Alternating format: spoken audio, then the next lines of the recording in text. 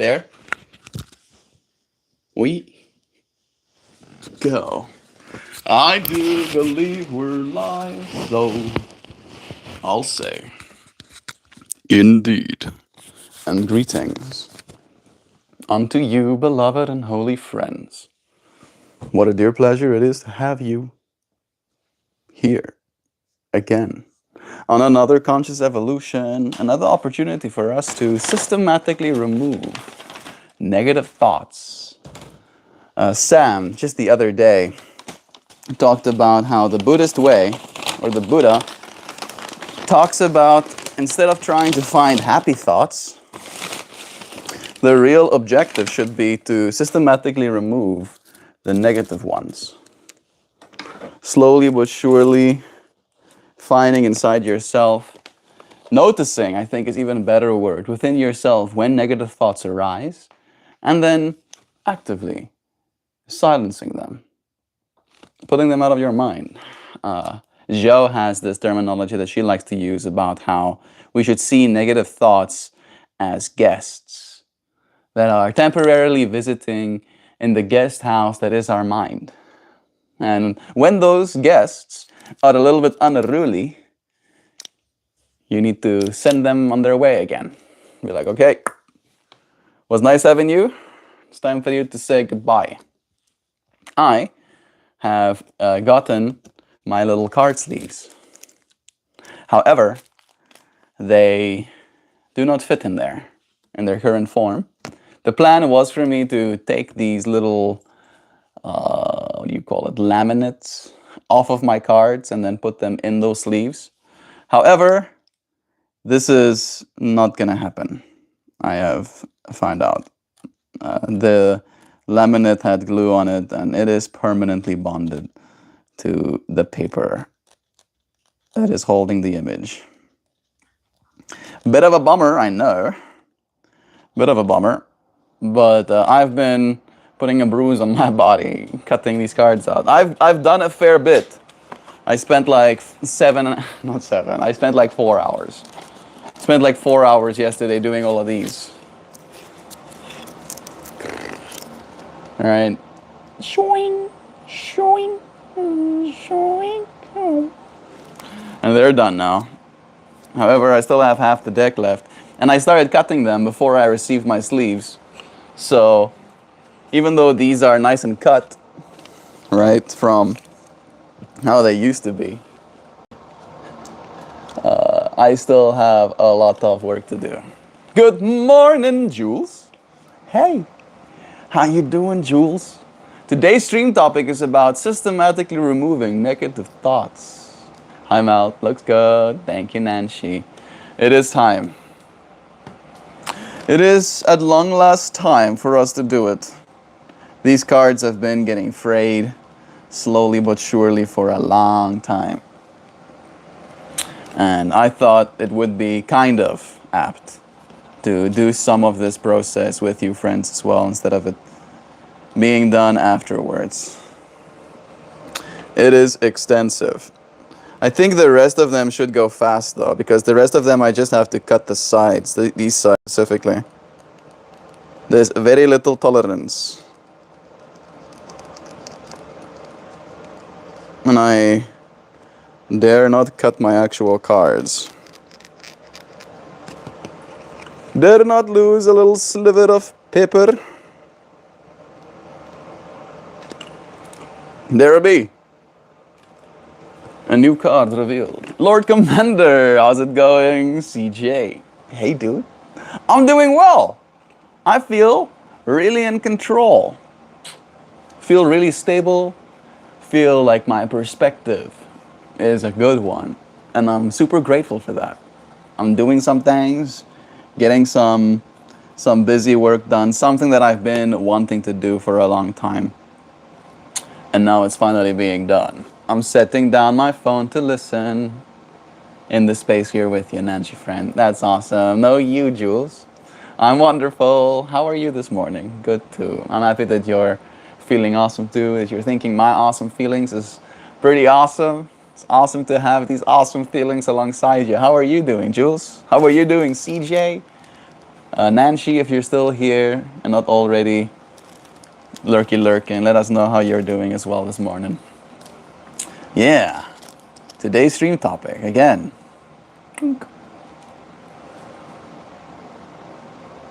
Today's stream topic is systematically removing negative thoughts. Again, from this perspective of realizing we cannot expect ourselves to think ourselves into a happy state of mind. All right? That's an impossibility. What we can do, however, is systematically remove from our minds all of the thoughts that are not making us happy. What are your cards? They're sacred geometry cards. This is how my book looks at this point. Geometric reader. Hey, Alex is back.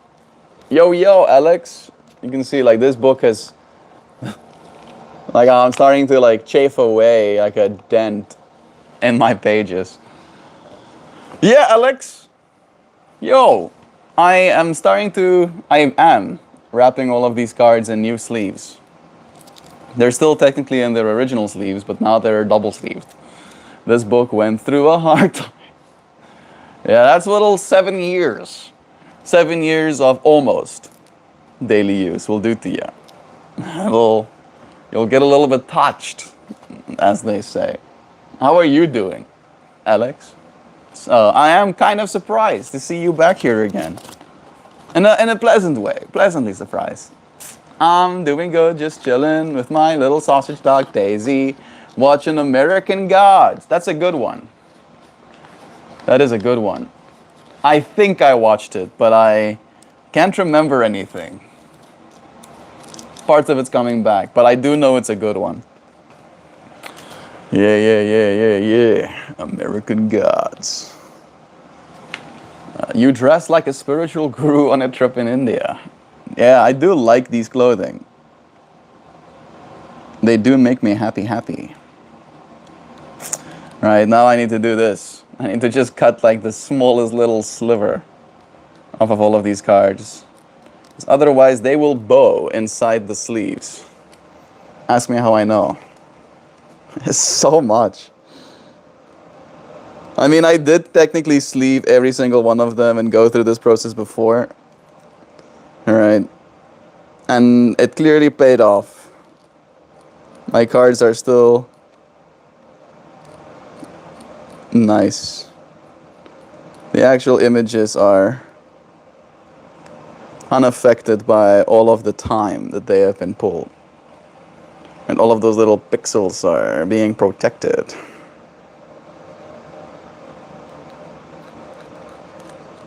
I don't actually want to cut the tops as well, but I shall.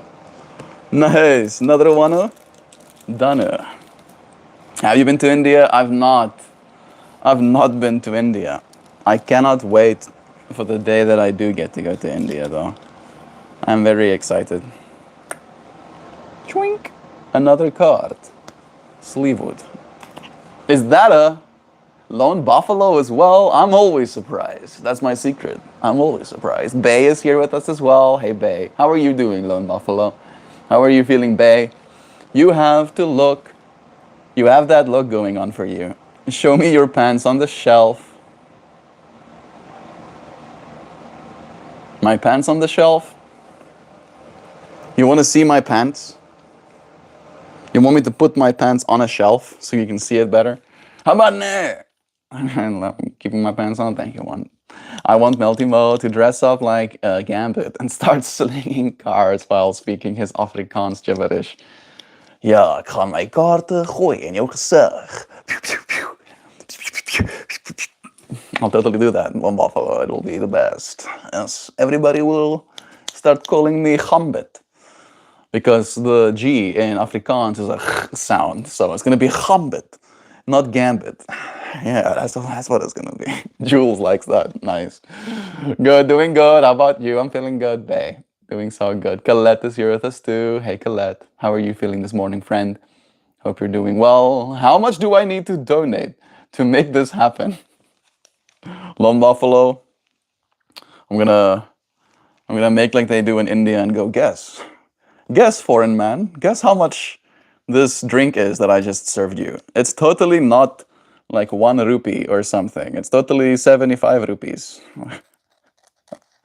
or something. I don't know. I don't know. Gambit has those side of face things, right? I don't know if I could rock the look. Gambit, ek is Gambit. Ek sal jou opgambit. Ek sal kaarte in jou gesig gooi. Ek sal jou opfokke. Pas op. Wees versigtig. Jy beter versigtig wees. Ek is Gambit. You didn't even have to donate anything for me to lean into the joke with you, Lon. How about that?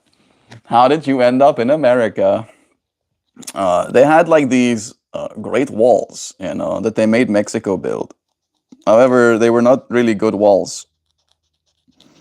So I scaled them, climbed them quick style. Like a gambit with my gambit powers. Dog, that's 78 cents.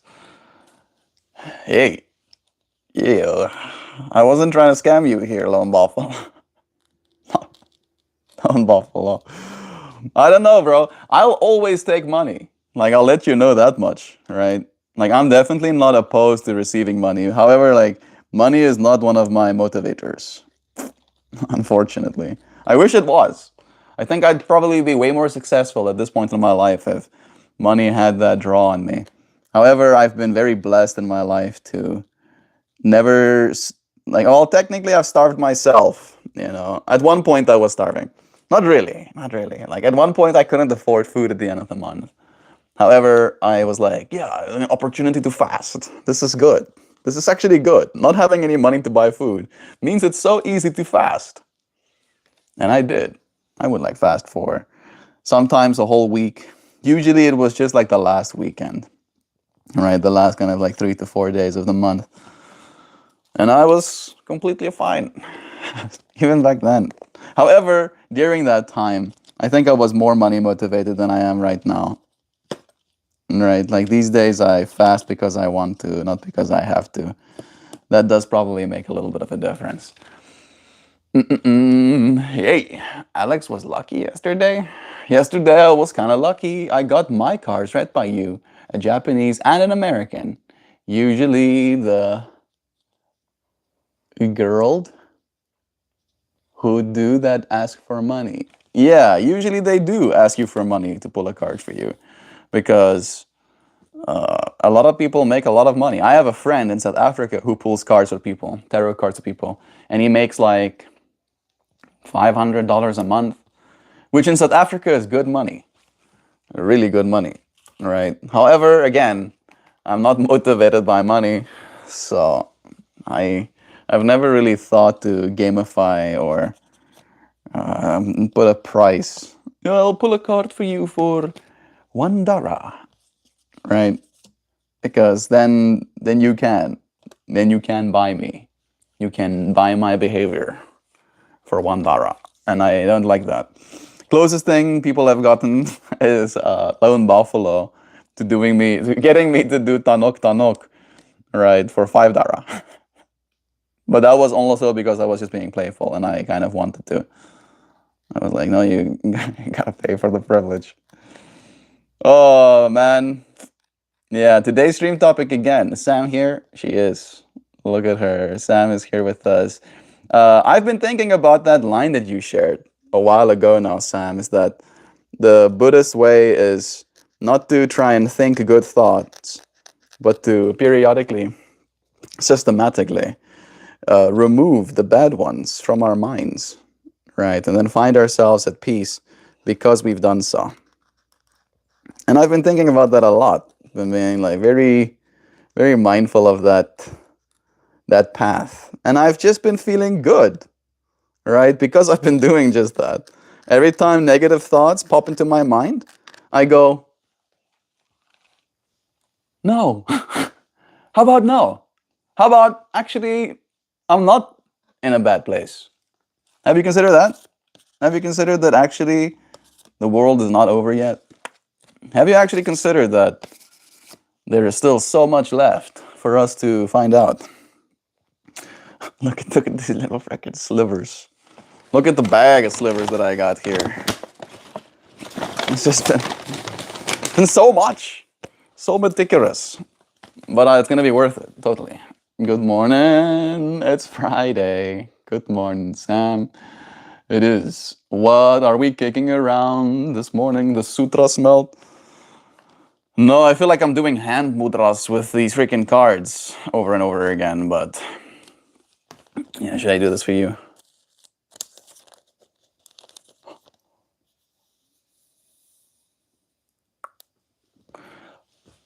Shiny, shiny. Yeah. It makes me happy that these cards are staying pristine. No cursing in chat, Stony Rolls. This is your final warning. Yay. You better be careful. You better be very careful. Turning the negative to a positive. Yes, babe. Super Guru. Hope your day is good. Hey, Stelio. It's nice having you here. I'm feeling pretty super. I'm feeling pretty guru. Oh, yeah. I'm feeling good, actually. This is a family fucking friendly channel. God damn it. Respect my authority. How do you make money in America? Right now, I don't. I don't. If I make money in America right now, they deport me. I'm not even joking. I'm not even joking. Hey, Google. I haven't received my work authorization as a K1 visa holder. What would happen if I start earning money right now?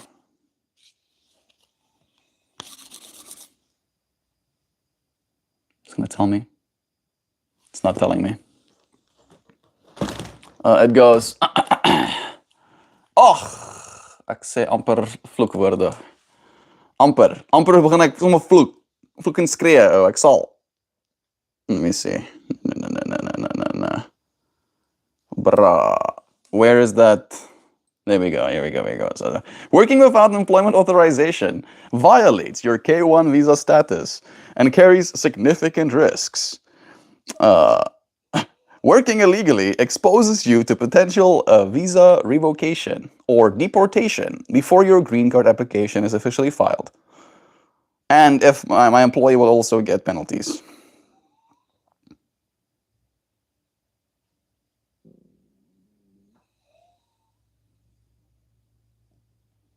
Yeah. I'll get deportation. So I have not been earning any money. Not in the system, right? Like it's about me taking someone's job kind of thing, right? So I've been doing my own job. I've been just chilling. It's been frustrating, I'll say that much. How long I've had to wait, how long I'm still waiting. However, I am systematically removing negative thoughts from my mind. Yep. Right? And I find things to be grateful for more than I find things to be irritated by. Little by little. Remaining present. Selling your soul. That's how. I did 30 minutes of the Satanama meditation before bed, and my dreams were super wild. Gonna do it again. The Satanama, Satanama, Satanama, Satanama, Satanama, Satanama, Satanama. 30 minutes, Skelett. That's great. That's some anti-Alzheimer's medicine that you've been doing for yourself. It's interesting that you have cool dreams as a result of it. I've not heard that correlation before. I've been having a lot of dreams lately as well. More so than usual.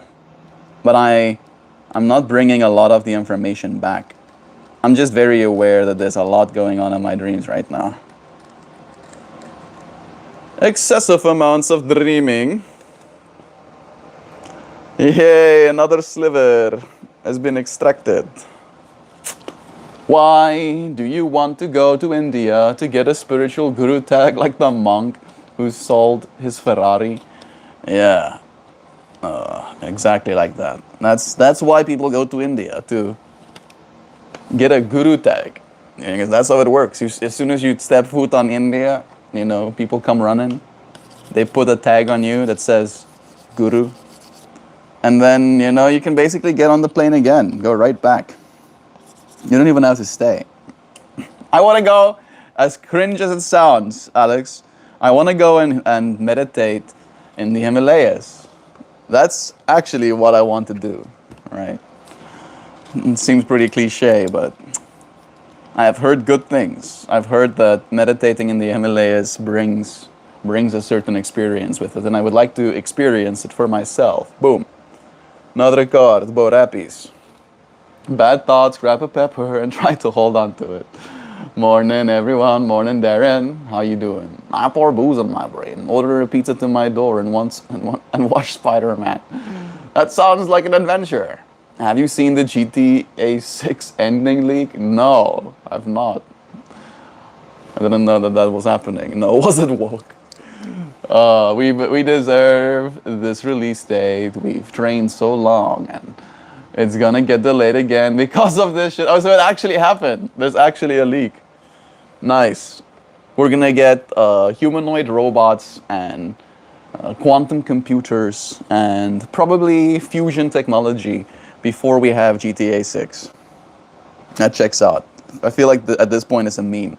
All right, we're never gonna get GTA 6. We can grow back human teeth before we can get GTA 6. K1 visa, so you are to marry a citizen in 90 days.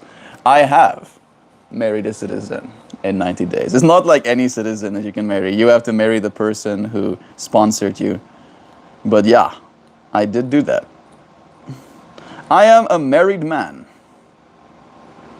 Under the eyes of the law, I am married. The most married man you've ever seen be married. So married. The marriedest. You don't have a license. Yeah, you don't have a license for that income. Ja, ja, sjongelollo bra. Letterlijk. Ik heb niet een licentie voor dat geld wat ik wil verdienen. Yo. And like, it's not out of like inability to find a job as well. I've literally been offered like 7 jobs since I've gotten here. People want me to work for them, like desperately. They're like basically begging me to start working for them. And I'm like, yeah, yo, I would love to. I would actually love to. I love working. However, if I do, I get the portioso, though. I get the portaisais.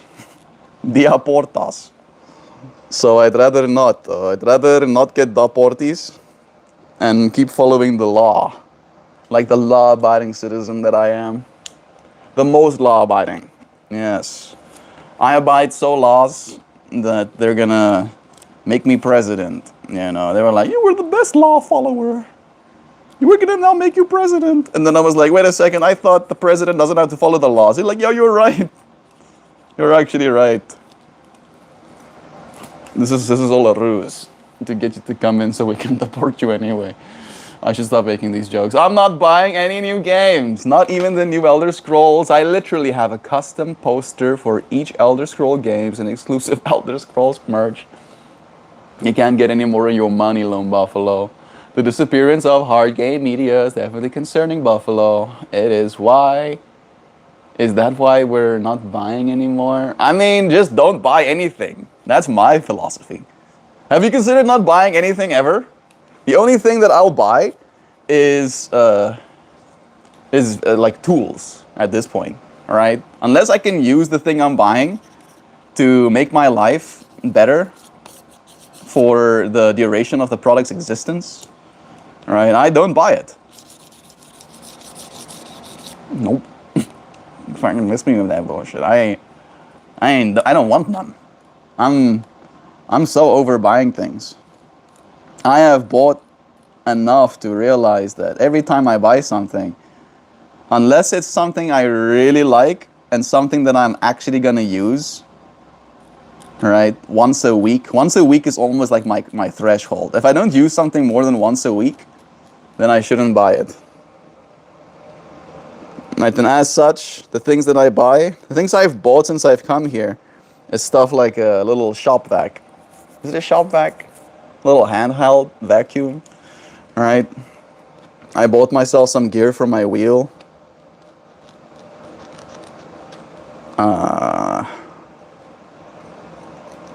What else did I buy? Just like basic stuff, like stuff for the kitchen as well. Stuff that I'm gonna use. right? If I buy something and it stands somewhere doing nothing, it like makes my brain go scream.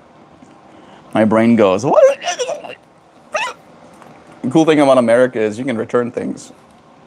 You can actually return things in America. That's an option.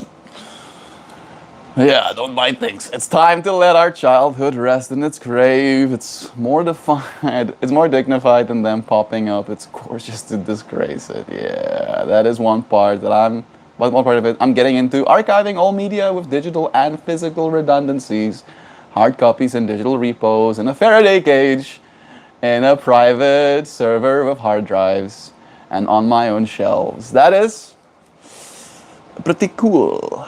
That is pretty cool, Lone Buffalo. I kind of like that. I respect it. You should. You should do that. I feel like that move has definitely been happening, right? Where people are kind of over it. People are going to build their own servers. People are going to have their own media local. People are going to run their own AIs local as well, I'm sure. That is probably going to start being more of a thing. And we're going to slowly but surely choke out these corporate interests. Right? Like, actually, no. Actually, no, I don't want to pay a subscription for the rest of my existence to play the games that I already own. Actually, I don't want to do that. Actually, I'll rather lose my mind and start screaming. I'll make that my full-time job. Sir, what's your favorite subject? And do you go to the gym? I used to. I got most of my gains going to the gym. And at this point of my life, I'm a yoga teacher. And I just maintain my muslas, right? I do 15 minutes of exercise a day. And that's enough to keep my muscles stimulated and activated. Where they're like, oh, yo, we need to stick around. Otherwise, tomorrow's exercise is going to be difficult, kind of vibe. And my favorite subject? What is my favorite subject? That's a big one. Do I have a favorite subject? I think my favorite subject is the future, right? Technology. I think that's the thing that I like talking about the most because it's always novel. There's always new things to talk about with technology. And there's always more future to imagine as it comes, right? As parts of the future arrives, those parts of the future allow us more creativity in our minds, allow us to imagine a even more grand future, makes more of the grand future come along, stimulates our minds, makes us imagine an even more grand future. And so on and so forth into infinitum. I do like that. How about you, Zach? You, Jim? What's your favorite subject?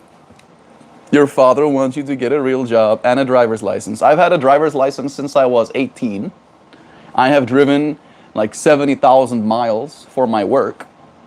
All right, so I've driven enough. No, not exactly, 70,000 kilometers. Not miles, 70,000 kilometers. So that's like what? 50,000, 40-something thousand miles. So I've driven a fair bit. I've had jobs. All right. But however, John, I don't think you heard that part. I live in America as an immigrant right now, and I'm waiting for work approval. All right. I need a license for my job.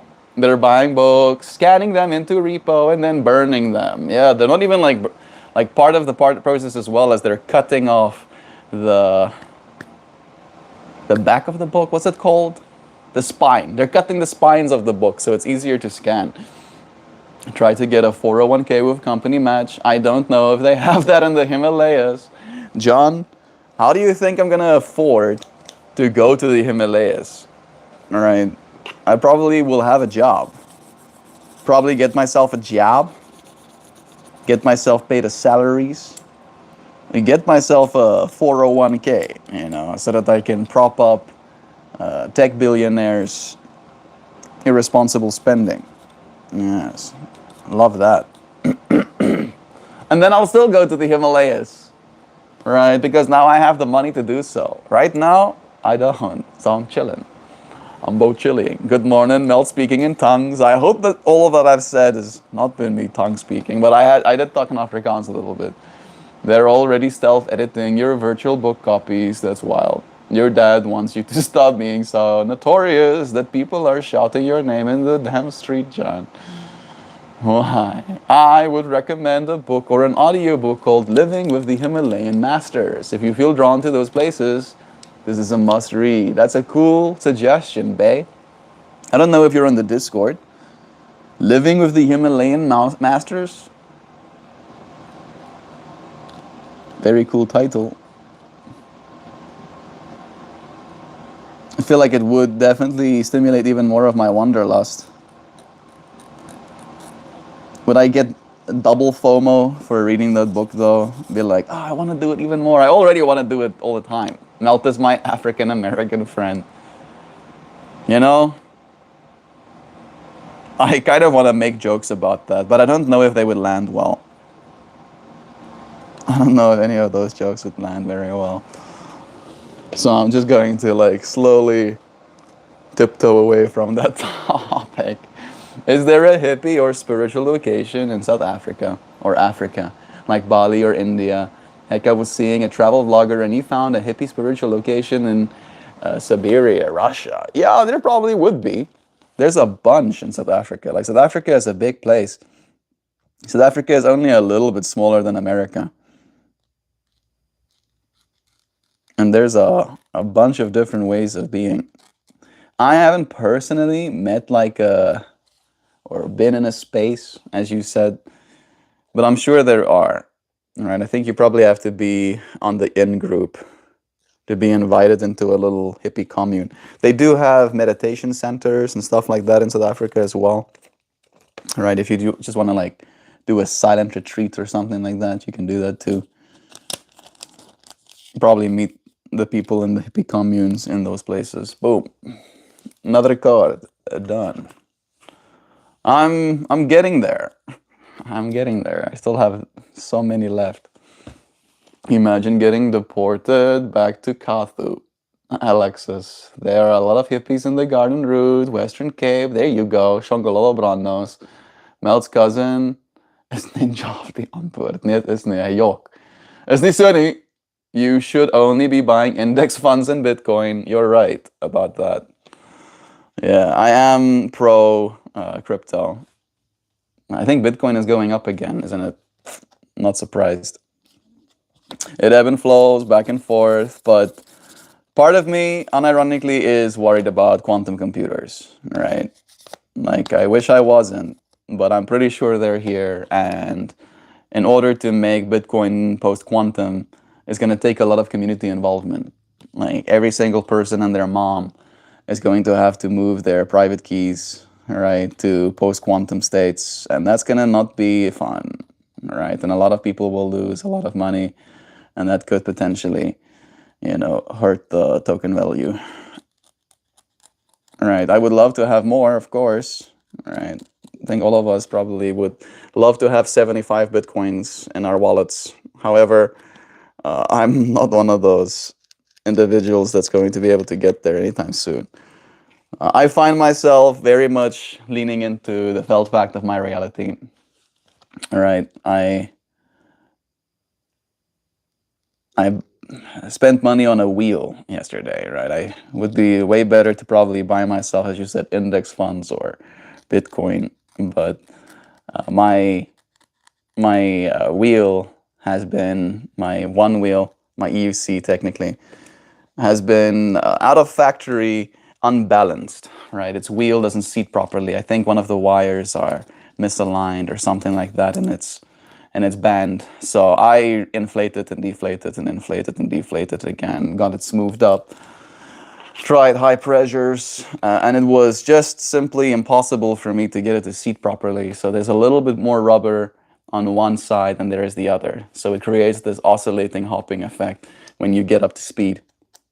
And my wheel was and is still at this point with a friend, and they noticed this hopping as well, and they let me know about the hopping, and I'm like, yeah, it's not seated properly. And then they tried, and then they also came to the conclusion that it is in fact busted.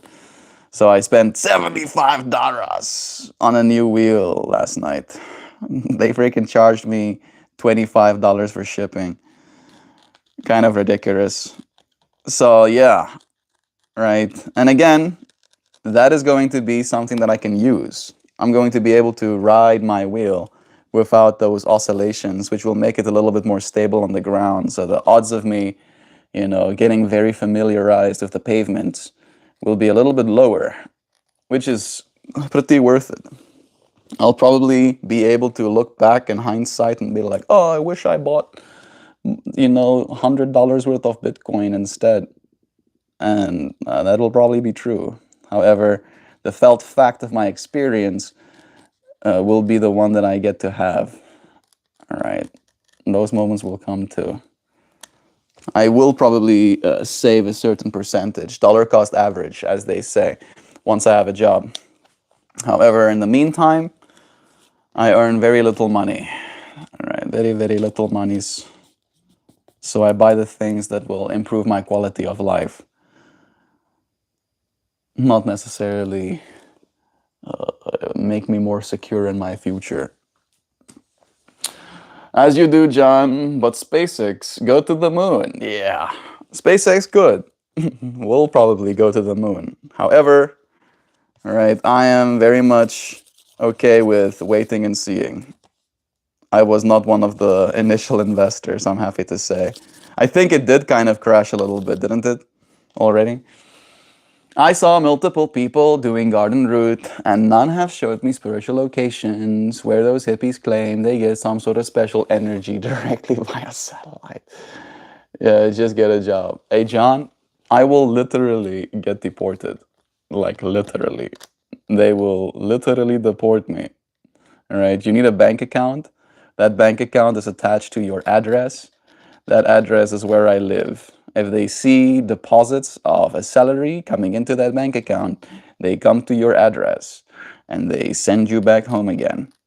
All right. I want Bitcoin as much as the next person, but I don't want Bitcoin enough to jeopardize my life and that of my wife's. All right. This life that we're building together. I have higher priorities than making more money. They put their arms out in those locations, look up, eyes closed, and act like they're in a trance. That happens too, Alex, right? People are having a bunch of different experiences on planet Earth. The cool thing about the human mind is that it can convince itself of anything. You can literally convince yourself of an experience, and it will be indistinguishable from having the experience, kind of thing, right? Like, there is no difference between your conviction that an experience is happening and an experience actually happening. The human mind is powerful like that. It's kind of trippy, but don't knock it. That's all I'll say. All right. I feel like the part that can get hard is when they try to impress upon you that you're supposed to be such a way as well. That's where I start taking issue. But usually hippie communities kind of like mind their own business, so I let them be. It's time to let our childhood rest in its grave. Hard disagree. Children know how to engage their imagination. Children speak truth without a lifetime to jade them or make them inflexible. Adulthood teaches you to be cynical, to distrust others, that love can lead to pain, and that those lessons can stand in the way of us perceiving happiness. We may already have. I butchered that last one. Adulthood teaches you to be cynical, to distrust others, that love can lead to pain, and those lessons can stand in the way of us perceiving happiness that we may already have. There we go. Boom. That's a good one. Agreed, Sam. I like imagining a Star Trek future for us, adorable humans. Imagination has power. I believe the same thing. Colette? I'm also pro Star Trek future for our future, right? Like, unfortunately, if you know Star Trek lore, there might be a little bit of hard times ahead of us, if that's the case. However, after the hard times came and went, we rose up from the dust again, right? We can. We can rise up from the dust as a species. I feel like at this point of our existence, we're very much dust bound, all right? Like, we're literally in the process of making the world dusty. Not nuclear Armageddon, as they did in our Star Trek, but more so just like muddying the playing field, right? Making unclear what's going on, trying to control, trying to keep minds occupied to the point where they don't imagine a better future for themselves. And that dust will clear, and humanity will rise again in its greatness. Yeah, yeah, yeah, yeah, yeah, yeah. Swallow the sun. Swallow the entire sun, we say. Dyson sphere, that shit, isn't it? Let's get our energy on a place where it is so abundant that it's unnecessary to meter it, right? That's what we do. That's literally all we need to do, is we need to start popping solar panels, right? Every single parking lot, every single top of building, every single water aquifer, right? Like just put water, just put solar on top of it. Just do that, right? And if we can collectively get it done, having infinity energy will push us towards the Star Trek future faster than anything. Think about the Star Trek future. Starfleet represents a slim majority of civilization who made it out of the bottleneck without annihilating itself. Track hits on that truth every week. Oh yeah. I'm not in the Discord yet, would love to join. It is available to you on my channel description, right? So if you click on the MeltMore channel and you go about, you should be able to find it. Hey Dimpleman, hey Sayak, lots of love to you too. We don't all end up figuring it out, and the chances are much better that we end up self-destructing before we make it to the interplanetary stage. That's the Star Trek future, and them's the odds. Yeah, the thing that's like a little bit of a bottleneck for me with Star Trek future is that we just do not have the technology to Star Trek travel, right? That's the biggest thing. I think we can probably get to a point where we can beam me up Scotty. That I think is easier to do than space travel. Right, space travel is exceedingly difficult. Mark Zuckerberg is a real life Gorn. Wheel of misfortune. Had to figure out the odds when we don't know the variables. I like to think I'm helping increase the number of us choosing to level up instead of destruction. Colette, I believe this too. And from the way that I've seen you engage with this space, I would like to let you know that that really is what I think you're doing. Right? And I feel like the reason that you're drawn to this space is because you can see that we have that same intention. I'm not perfect. I still sometimes falter. I still sometimes get frustrated and I get all uppity in my feelings. However, every single time I do, that is something that I get to correct. Right? Today's stream topic is about systematically removing negativity, negative thoughts from your existence. All right? And as we do that, as we slowly but surely remove these negative thoughts, guess what? It's easier to not think negative thoughts of other people as well. You can identify those negative thoughts that you have in your mind of other people as just the same. Just more negative thoughts that is ripe to be released. I declined buying $100 worth of Bitcoin in 2012. Try to not think about it. Yeah, my dad. I was like literally begging my parents. Like, and I mean begging as in I was on my knees, begging them to buy Bitcoin when it was $1,000 a coin. I was like, please. It's like, I know you don't understand this. I know it's a digital asset. I understand this. I know what this is. This is something that can't be issued more of, right? And there is a consensus that this is the one. This is the first one that actually worked, right? UTXO. No? Yeah, UTXO. I was thinking about extended UTXO for a second. It's UTXO, it's a pretty good accounting method, right? It's pretty good. It's better than the account-based systems that we've been relying on our entire existence. It's pretty good. It's decentralized computers. There's dudes who have 17 generators in the Swedish mountains, right? Running nodes, right? Even if there's nuclear Armageddon, this is the money that's going to survive. Technically. And they were like, nah, you nerd. We're not gonna buy no digital monies. That's exactly what they said. That's what they said that exactly. Well, I understand, right? My parents did not come from the same era that I did, right? The way that I understand technology and the way they understand technology are like we might as well be aliens to each other. My mom is actually dollar cost averaging now. She's buying like $50. Yeah, $50. Like 25 bucks, 25 bucks. She's diversifying a little bit into Bitcoin every month, right? It's just 25 bucks. And I hope that that's going to be something that buys her a new car, someday in the future, or allows her to go on a nice vacation. Like that's what I'm envisioning for her, right? And it's again a long game. It's a long game. We're playing this game wrong time, right? The matter of fact is, our fiat currencies are slowly falling apart, right? It doesn't take you very long when you actually pay attention to what's happening in the economic world right now to figure, oh, it seems like nobody knows what the fuck's going on. Or they do know what's going on and they don't want other people to know what's going on. So it kind of gets you to this point, right? It makes you realize, oh, okay,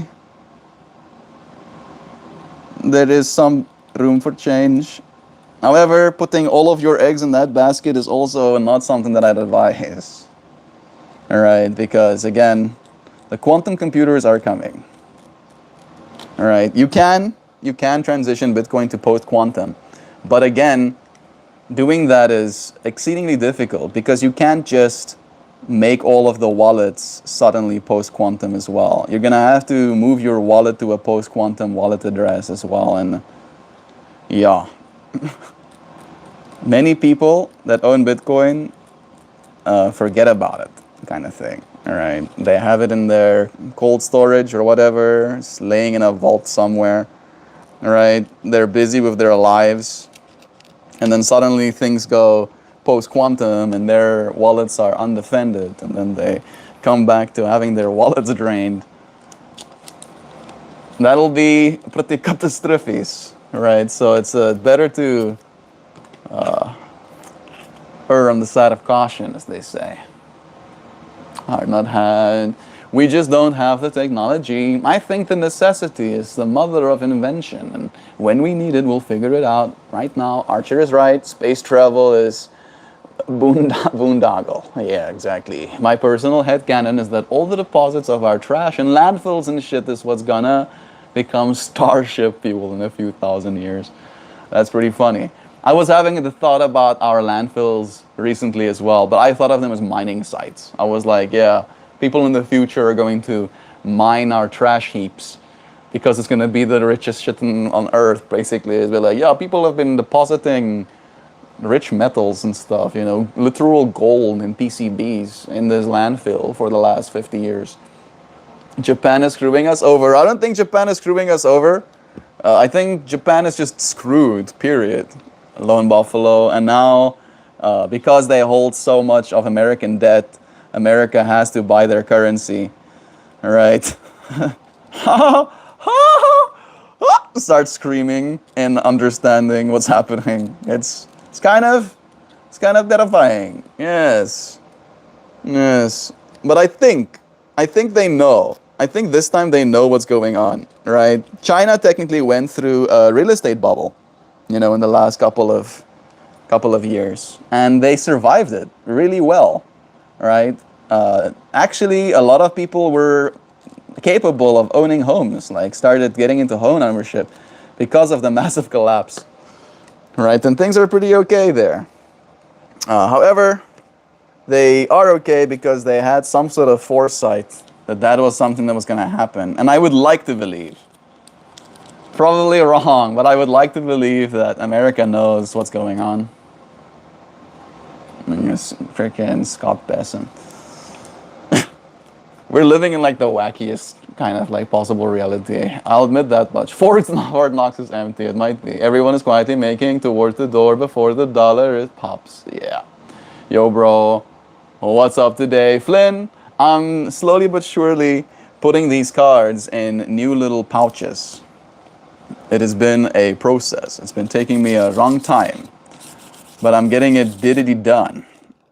And I'm feeling good about it. Feeling really good about it. No longer will it be said that the fathers have eaten sour grapes and the children's teeth are set on edge. Joined and enjoying. Kevin. Hey, Kevin. It's nice having you here, too. Yeah, the world is always changing, all right? Our species have gone through multiple economic collapses. This is not something new. My poor freaking generation, though, like, I can't catch a break. However, you see me not smiling? Even though you're smiling, I'll fucking smile. I'll smile. Though. I can suffer. I can suffer and smile. You see, like Zoe is like, oh yeah, I'll test though. Let's see how much suffer you can take. What are you doing, Zoe? Chillax a little bit for me. You can't just start screaming at the top of your lungs whenever you want something. Oh, yeah, I heard you. Hello. Hi. Are you being a good girl?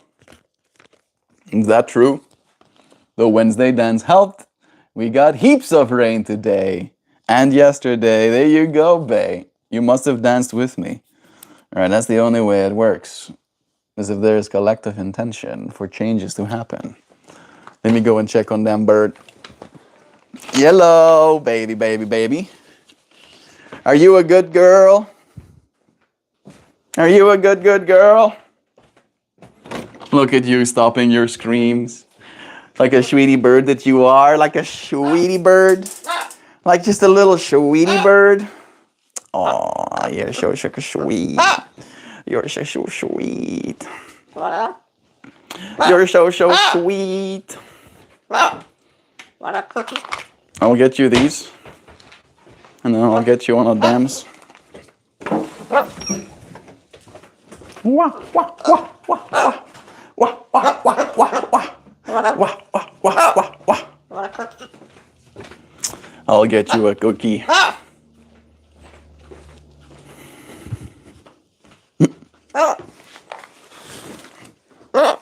Look at this creature.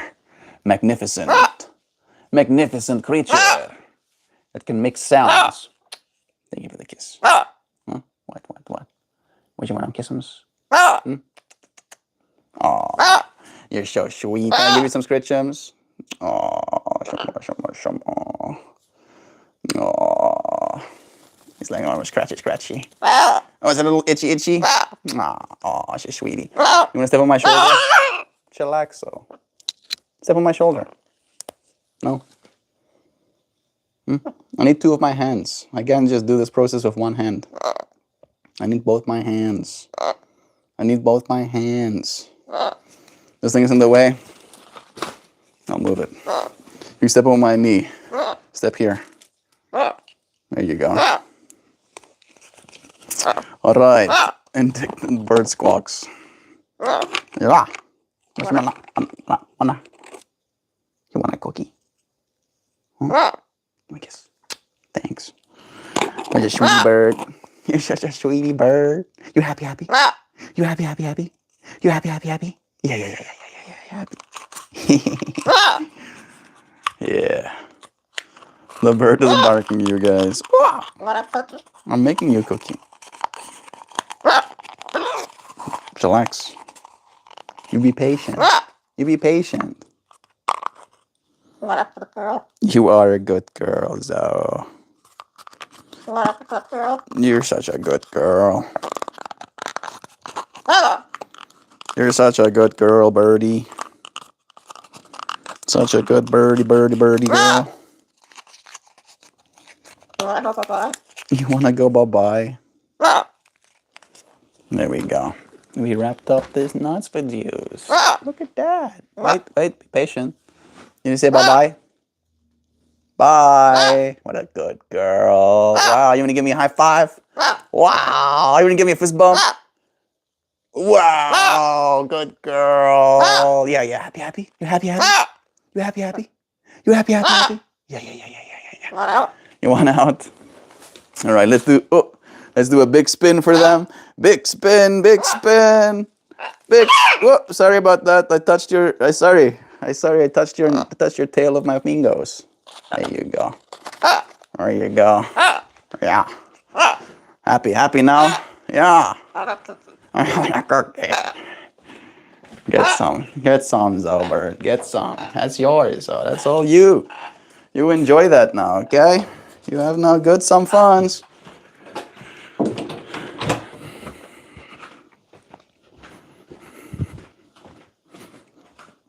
Sweet. Ugh. Successfully. She's so big and beautiful. Isn't it? Isn't it amazing? Colette. Would actual dinosaurs have had the capability to talk the way Zoe does? Some people believe that they were talking to each other. And like the reason they believe it is because they found a juvenile or like teenager of a species with a clutch of babies, right? And her biology wasn't evolved enough to have made the babies. However, she was clearly the caretaker of the babies when they all passed away, which indicates that they had complex social dynamics, like babysitting, like the younger dinosaurs in the tribe babysitting the other baby dinosaurs, right? Which to me means that there has to be some sort of communication happening, right? Like some sort of clarity being created, like, okay, you're gonna now take care of the babies, we're gonna go hunt, or something, right? Pretty cool to imagine. Yeah. Fun fact, Zoe is a boy who was taught to say, what a good girl. It's true. It's hard to gender birds. The only way to gender a bird is to like take them and have their blood drawn, right? Which is not exactly something they enjoy, you can imagine. And of course, it's something that costs money as well. And Zoe is a rescue. So, well, rescue in the one way where the people that had him before couldn't take care of him and was like smoking in the house and was feeding him literal French fries. Like that's what his diet was, French fries. It's devastating. To Joe being the one that owns him, but his previous owner before the French fry feeders was an old lady that passed away before he did. He's a 30-year-old. He's 30 years old. And when Joe got him, she took him to the vet and they tested his blood to make sure he's healthy. And a part of that testing, it came out that he's actually a boy.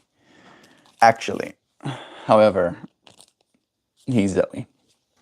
Respecting her pronouns. There you go, exactly. Exactly, Colette. He's a little gender fluid bird.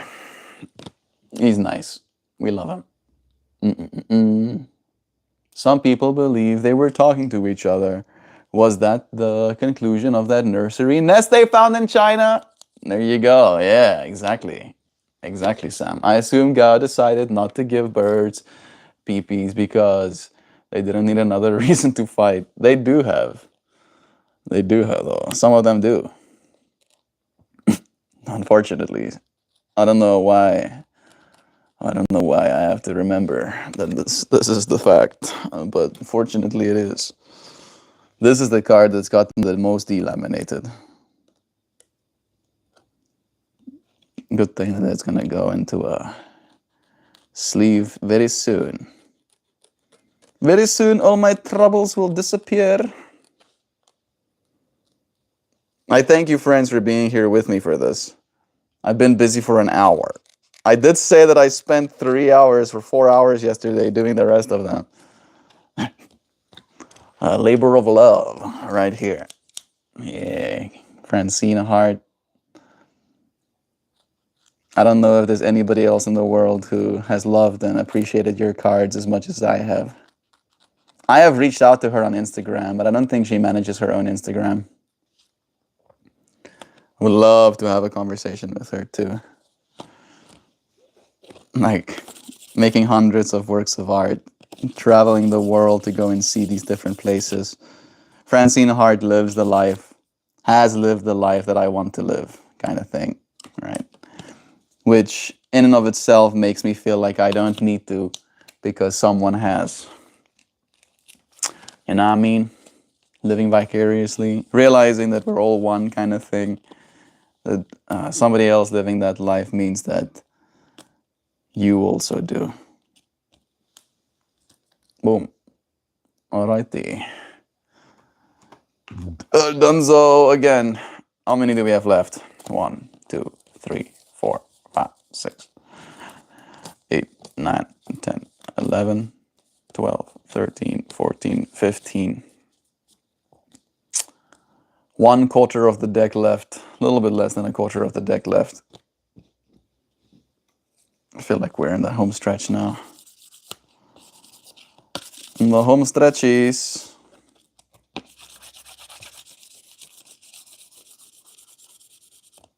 I'm trying to clean the cards as well before I put them in the sleeves. They have definitely seen a lot.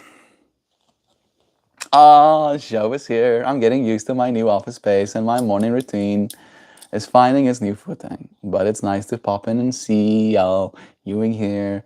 Worky lurky love yous. Yeah, I don't know if any of our friends know yet, Joe, but Joe used to work in a very cute, like, small office space, right? Like, imagine the size of our living room and kitchen, maybe a little bit bigger, right? A little bit bigger than our living room and kitchen was her entire office. Had like 1 bathroom, had a fridge, had a printer, right? And I had like a couple of people sitting in there.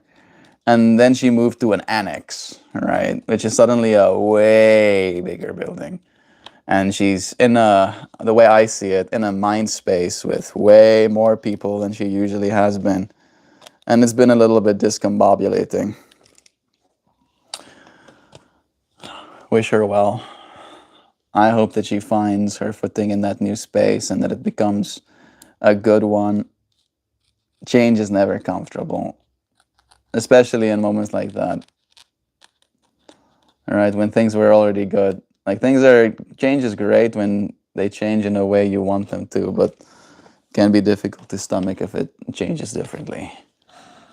That's good to hear, Joe. You'll have to tell us about your new space when you have the time, Jovan. There's a TV on the wall behind me, and this is day 2 of me consecutively watching Young Frankenstein. When Joe told me they have a TV running movies in the office space, I was like, oh, that sounds fun.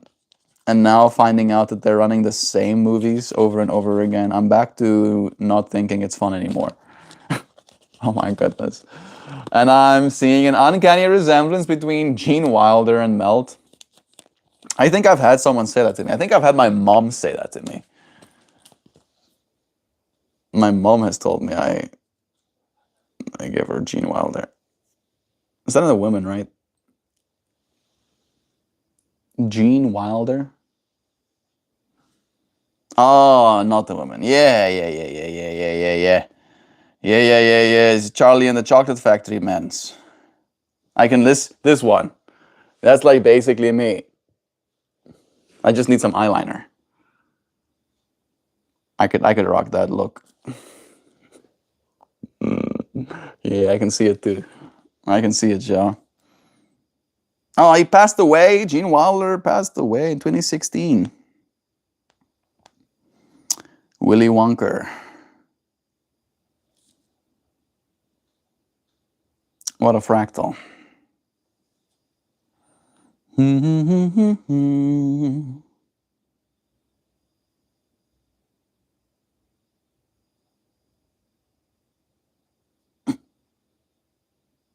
Man. Manifestation. People be manifesting.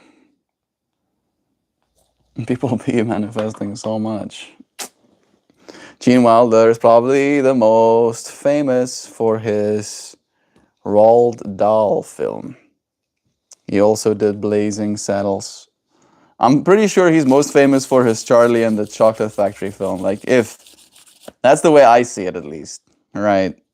Like, at least with this generation, like kids, right? Like, if a kid is going to know Gene Wilder, They'll probably know him from Chocolate and the Chocolate Factory. Charlie and the Chocolate Factory. Yeah, 2016 was a hard year for me. David Bowie died that year too. Yeah, same job, new office, but ISO, a new job. I'm not sure what that means.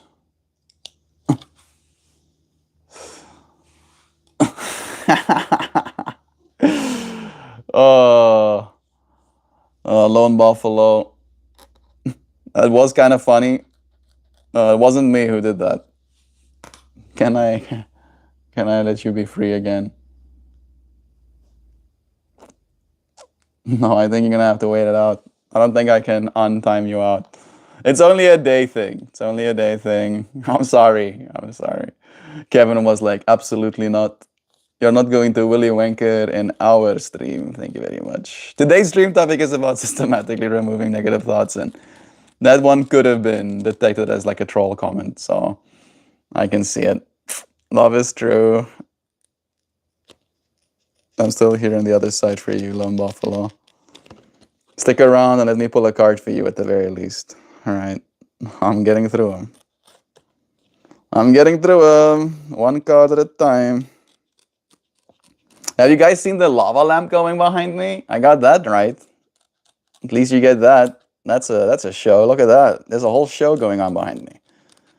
Yeah, look at that. It's still doing it. Yeah.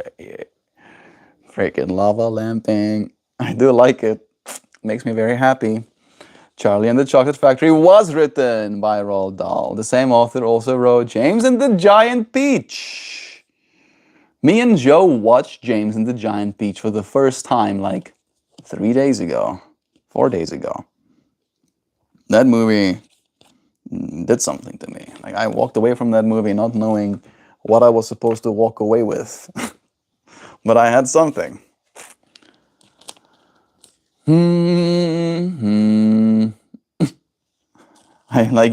That's not the best way. It was Kevin. Kevin is the one who was like, no, you can't do that. I'm sorry, Lon. I'm sorry, Lon. But let's not get all mad about it. I did say, I feel you. I know you were just trying to be like funny. Oh shit, Buffalo got taken out by friendly fire. That was friendly fire. It was friendly fire. That was friendly fire. Okay, chillax. Chillax spawned. Chillax. Take a big breath. Big breath in, big breath out. Everything's fine. Nobody got hurt. Everything is completely okay. Oh. Look at Rose. Yasir. Hey, how you doing, Yasir? How's life treating you?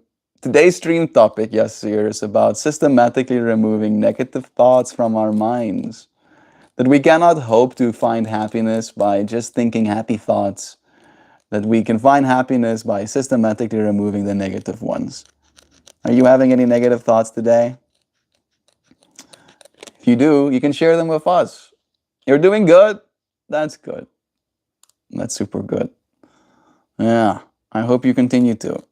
I hope every single time something negative comes to mind, you remind yourself that, no, actually, I'm good. Actually, I have a belly that has been fed in the last week. I have a mind that is capable of experiencing and enjoying this reality. And I have a body. I have a body that is healthy and fine and happy. Kevin's not from the States. He can only do his best. We get it right we don't get it right all the time. Yeah, there was love still. I see it that way at least. Kevin, wank is a bad. Always a good time listening to Mr. Meltmore. Yeah. We are mindful in this space, right? I do consider Kevin to be someone that is aligned with the good as well, right? Like even to the point where I would consider Kevin a religious person, right? And we do try to control as much as we can what we what we see. I don't think I don't think most people want to think about wanking. No, probably not. Love is true. Be right back meeting. Okay. Kevin said the word. Ban him. Ban him right now. You weren't banned. You weren't banned, Buffalo. You were just timed out though. Like banning we save specifically for the real bads. Right? If you come in here with homophobia or you come in here with just rhetoric for the sake of disrupting the space. And I know that he knew you weren't doing that too, so it was just a temporary timeout. You'll be back soon, don't you worry. Don't you worry your heart. Everything is gonna be okay. Let's not let the negative thoughts take hold. This is so freaking meticulous. Oh, that's the line, Kev. Was the message intended to be hurtful? Then it gets removed. Casual use of swearing is another matter. It's not untrue what you say, Sam. I also do believe that if cursing is directed towards a person, right? But I can also see how Kevin could see him calling me a willy wanker, right? Because it was just that word. It wasn't any context. So he could have been like, "Nuh-uh, Melt is not a willy wanker. Thank you very much. I'll actually not be abiding by this at all, not even for a second." And that's the way I always see these moments, right? Like that's the way I try to see it. Don't see your messages getting removed as an attack on you. See it as a defense of me. That's the way I see it, right? I see Kevin being like, nope, actually,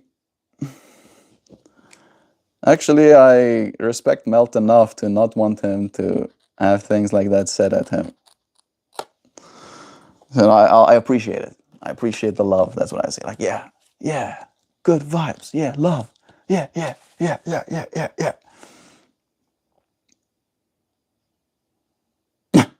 Why don't you go back to South Africa until you get clearance in America? Why don't you pay for my plane tickets, Alex? You got thousands of dollars laying around? No? Okay. Thought so. Fucking ask stupid questions, get stupid answer. Yeah. What's a couple of $1,000, Melt? Why not just spend thousands of dollars? The other side of it as well, if you really have to know. Hey, Logan is here with us. I'm literally not allowed to leave until my clearances are done. Right? By law, I'm not allowed to leave the country. I need approval to leave the country as well. And if I do leave the country during this process, then that is also reason for my paperwork being disembarked because I didn't follow the proper procedure. All right. So there's a bunch of reasons, right? The financial aspect is definitely a big part of it, but I'm doing things the way I'm supposed to do them. Alex, because that would be illegal, and by your terms, he is doing it the right way. Yeah, exactly. I'm doing everything by the book. I am a law-abiding citizen. The most law-abiding. I abide by the laws so hard. The most law-abiding. The police clap hands at me. They're like, bro, you single-handedly, by abiding by the laws so hard, made our job so much easier. You changed your name! She did. She did. It's in remembrance of a family member who used to be called...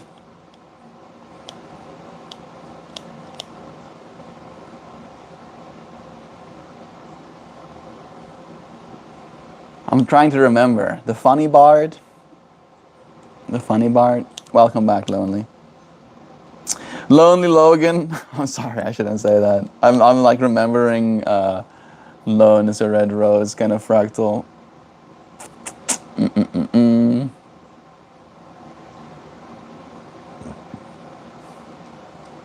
It's It's always a good time listening to MeltMore. Kevin, so nice. So nice. So thank you for being so nice to me.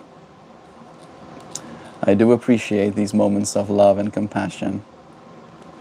I'm working on the compassionate Pele card right now. Stony Scholar. Thank you, Sam. I knew there was like one of the words was the same, but one of the words was different. And I was like stuck on the Stony one. But it's Stony Scholar. My master, I want your guidance. Talk to me, my student. Let me know, Logan.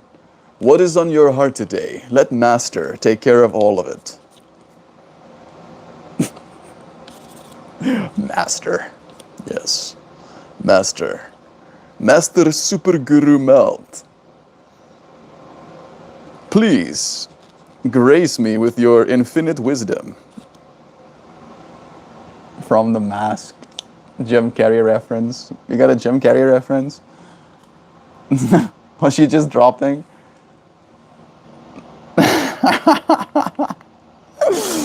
Very what the fuck? Just suddenly comes out of nowhere. It's okay to be a little bit Sam. It's alright.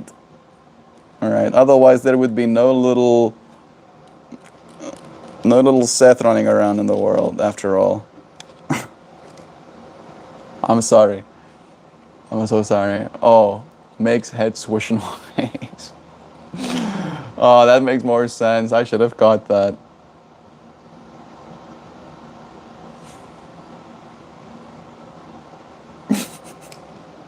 Stress equals stress eating.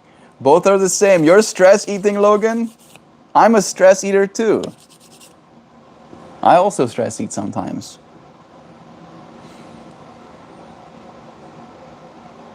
And I'm a little thorny.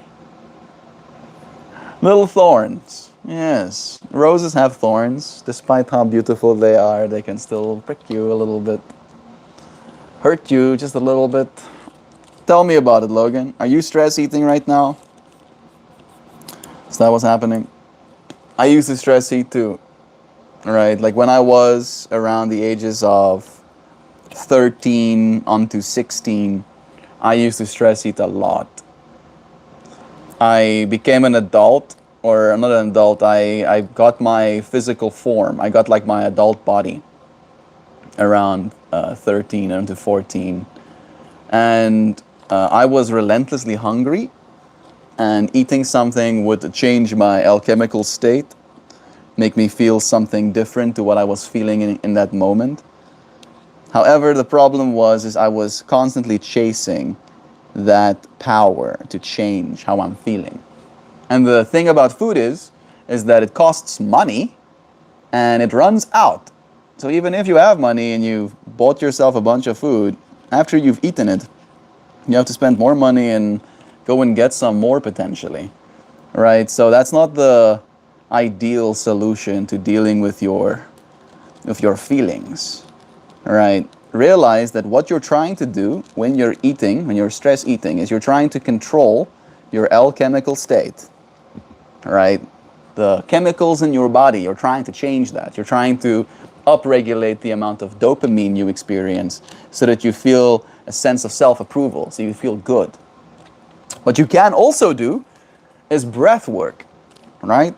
Try some, go and search. Logan, and I'm serious about this. Go and search breath work for eating disorders, right? You probably will get something like that. Maybe you don't have an eating disorder, but breath work for coping with cravings, all right? Something like that. You'll find something. You can just do breath work. Just search breath work, all right? And then follow one of those classes, and then you'll notice your body will go through an alchemical change, right? That you can do that just through breath as well. That food will do that for you, but there are other ways to do that too. Daily night Dominoes, that's not good for you. Yes, now I ordered Arabian cuisine kebabs. Unable to control. Breath work, right? Show yourself that you can control that alchemical state with other things than food. The food will make you feel good temporarily. However, your body will still have to be the one that pays the price, right?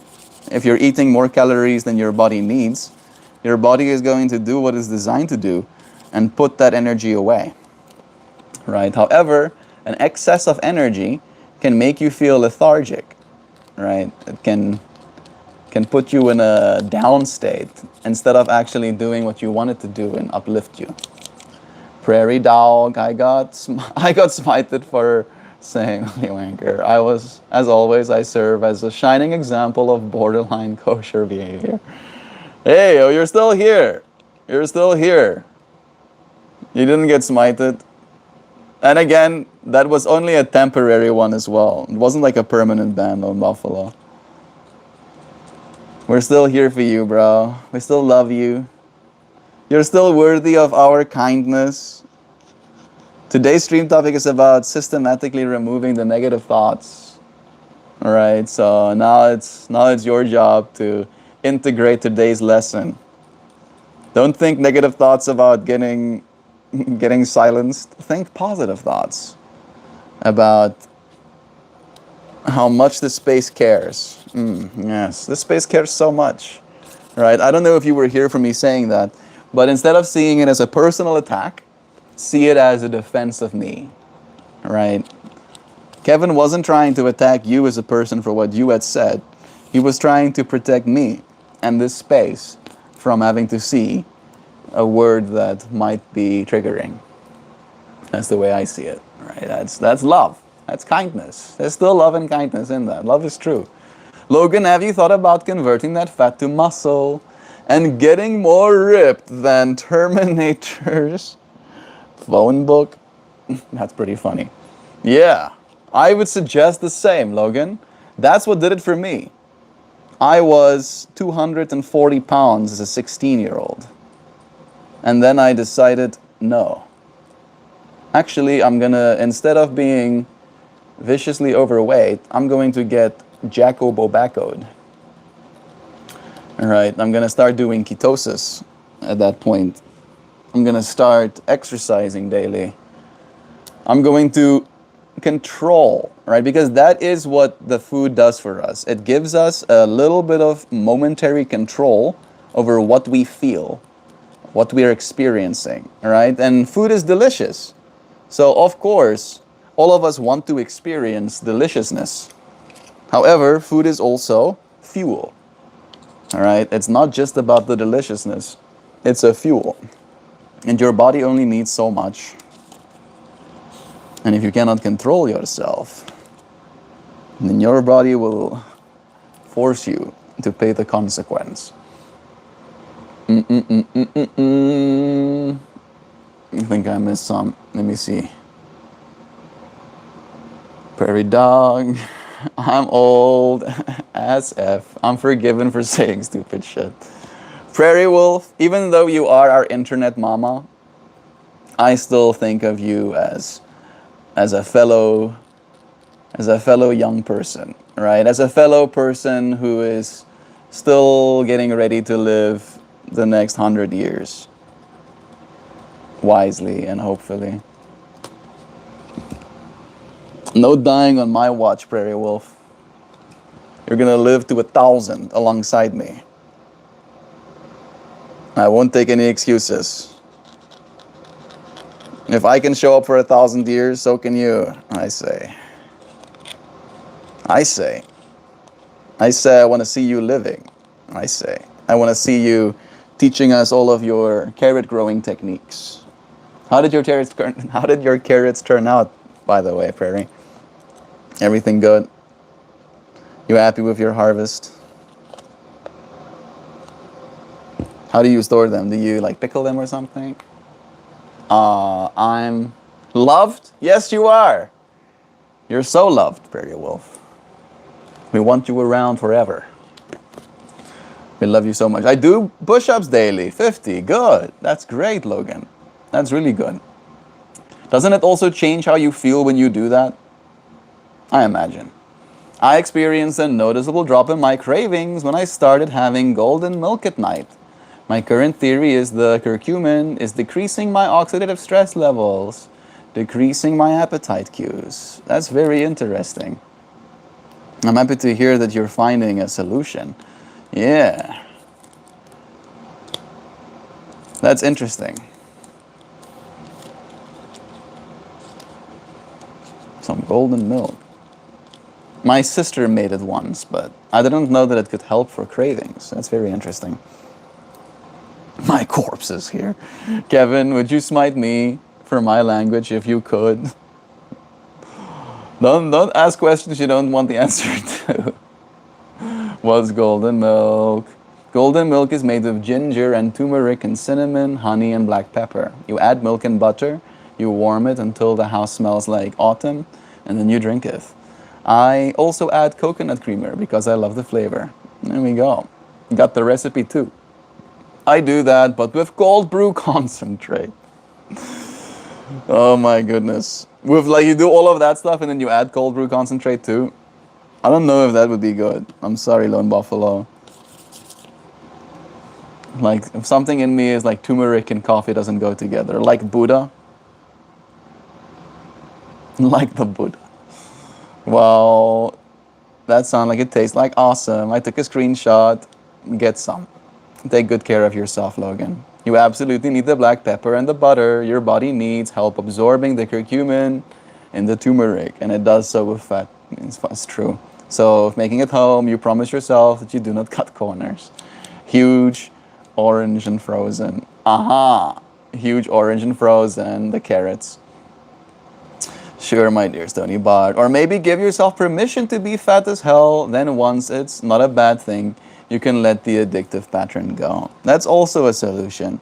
Like, being fat is not something that's bad. I'd like to agree with Colette as well, right? Being fat in and of itself is not something that you should feel bad about, right? Because that is unfortunately the self-enforcing problem. Like, that's what I detect Colette saying, that back in the day, when I was fat and when I was feeling bad about it, I would eat in that state. I would be like, feel bad about me being fat, and you know, the thought of doing something about it felt insurmountable, so I would eat something in the meantime because it would make me feel better, and then I would, you know, almost like self-reinforce the process of me getting fat, and it was just this churn over and over again.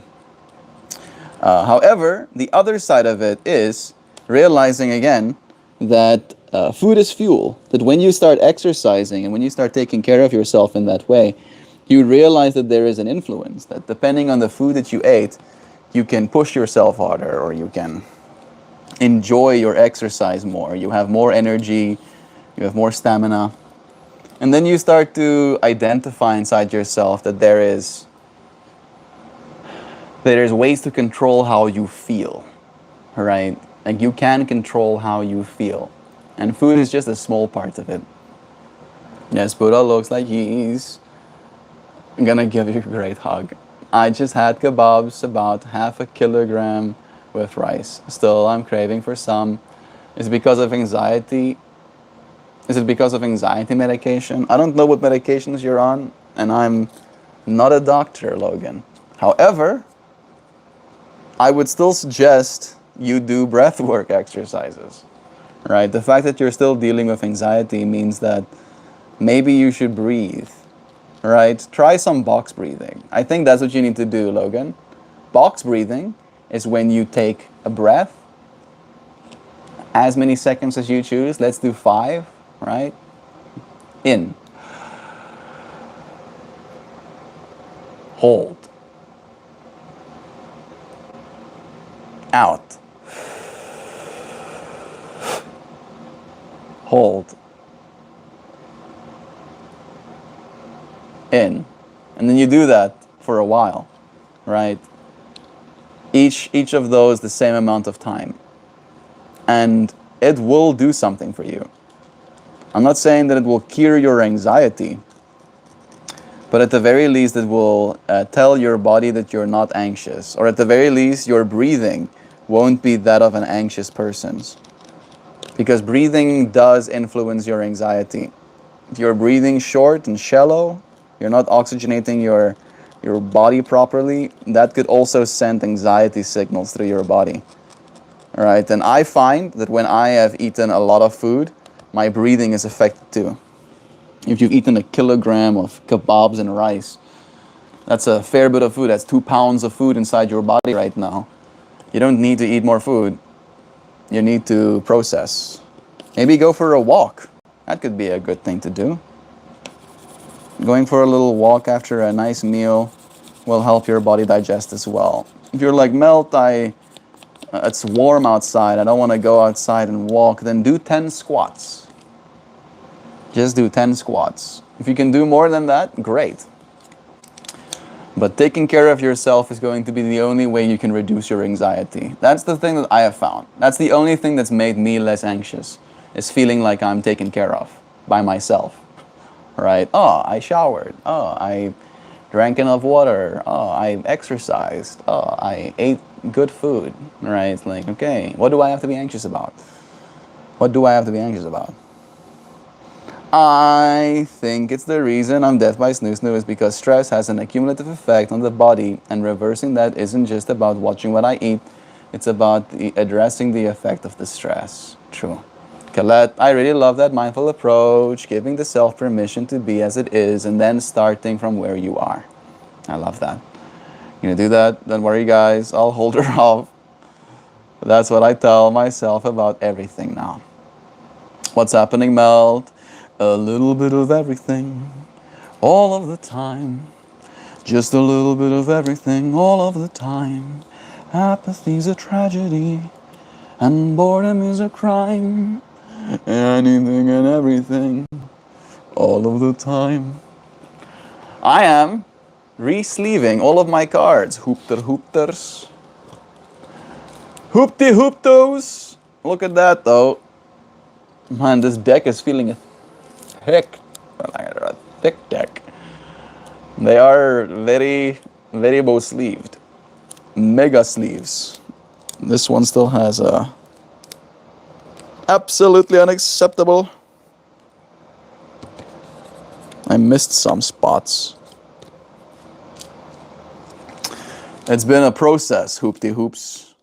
I've spent at least an hour and a half today doing it, and I spent like 4 hours yesterday doing it, but I'm done.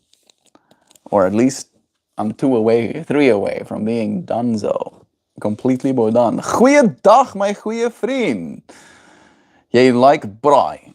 Awesome met jou blou kleertjies. Ja, ek like baie awesome met my blou kleertjies. Dankie man. Appreciate it. Ek do like blue. Ek like it. Blue is lekker. Blue is baie lekker. And I'm happy to be here with you, Chad. How are you doing? Thick deck. Yay.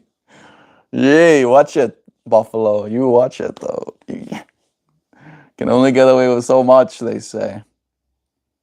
Death by snoo snoo is how I refer to myself as a plus-size lady who is confident in her current appearance. But I am acutely aware that it's not healthy, and I want to be here for my kid. That is what it's about, right? I'm so proud of you, Sam, because you are a yoga, practicer. So you're already on the road of taking good care of yourself, right? And what I've suggested to this community a lot, and I feel like I've said the same thing to Sam, is that instead of getting very fixated just on our weight, we get very focused on our strength, right?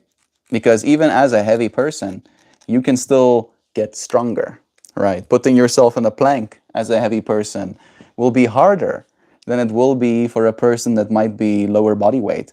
And as such, right, the very first time you put yourself in that plank, if you can only last 20 seconds, only 30 seconds, right, that can be your baseline. That can be your new foundation. And then the next time you do that plank, you notice you can do 22 seconds. And the next time you can do 25 seconds, right? And in that way, you will get stronger. And your body will lose its weight over time.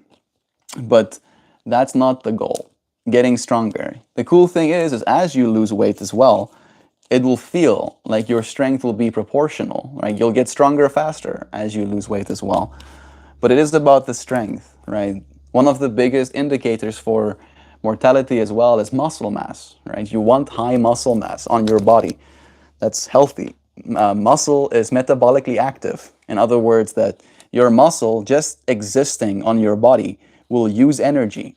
All right. So as you get strong, as you start building more muscle onto your body, your your body will allow you to eat more, right? Like getting strong will give you the thing that burns energy, right? So then every time you eat something delicious, instead of feeling guilty about it, you can feel good about it because now you're feeding this resource that you have built onto your frame. Grip strength, bone density, balance, walking, and mental engagement. Those are the key ones, as Lone Buffalo says. You know, those are the things that show. Those are the things that the people that live to 100 have, right? They still have grip strength. They can still get up off the ground without assistance. They can still go for walks. They can still balance themselves. Bone density is one that's hard to, get good. However, exercise improves bone density again, right? So putting your body under strain builds bone density up as well. So it is that simple, right? And this community is all about taking care of ourselves and one another, and we don't judge wherever someone is on their own journey. My grandfather is 6'2" and 95 years old, still sharper than a lot of my own peers. Yeah, that's respectable. I respect that so much. I think that literally is the one thing that I can confidently say that I want, right? I want to be healthy and strong in my old age as well. And the only way for me to get that is for me to remain healthy and strong right now. That's the only way, right? And take care of yourself today. Get shredded like tax documents. Thanks for explaining, Sam. I didn't want to Google what snoo snoo means. You would probably have found an old Futurama meme. It's pretty funny. Plyometric endurance and cardio, body fat stores all kinds of hormones that are harmful and get slowly released. It's also where you store like toxins, as she said. Like she is right about that. Like all of the heavy metals, all of the glyphosates, like of the foods you've eaten, like all of that stuff gets stored in your fat as well. And unfortunately, losing that fat can be painful. Like you go through a bunch of stuff, right? When you do start losing all of that, all of those toxins. I will follow your instructions, my master. It's from an episode of a cartoon called Futurama, where there are very large women who will permanently turn men off with a sentence of death by snoo snoo, which is both thrilling and horrifying. It's like,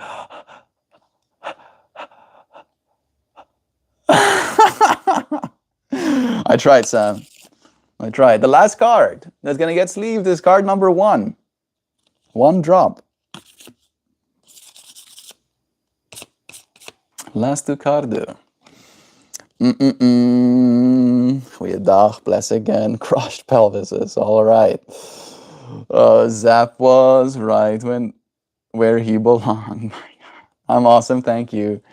You're taking me back to the old school Leon Schuster's Blauwe Lucht program. Dude, Leon Schuster was like one of my favorite South African artists growing up, right? His comedy was, I think, probably pretty bad by today's standards, but pretty funny by those standards that I grew up watching them as a kid.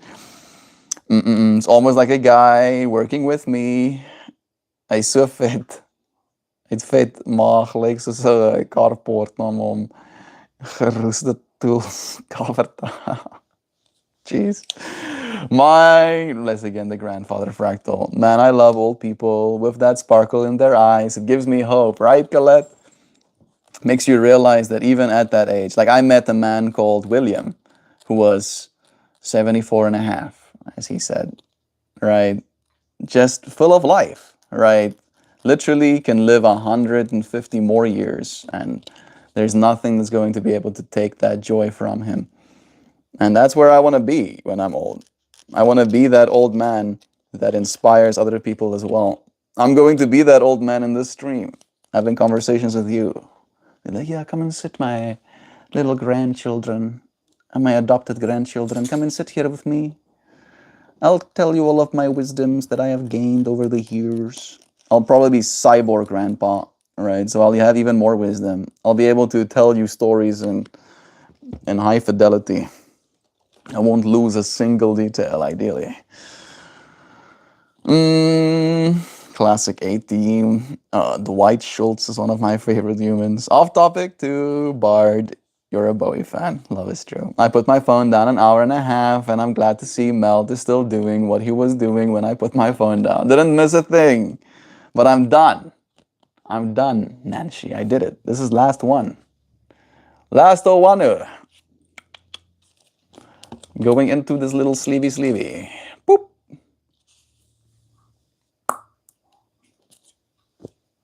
Clean. It is did. It was done. It only took me 6-ish hours to finish it. But then it was finished.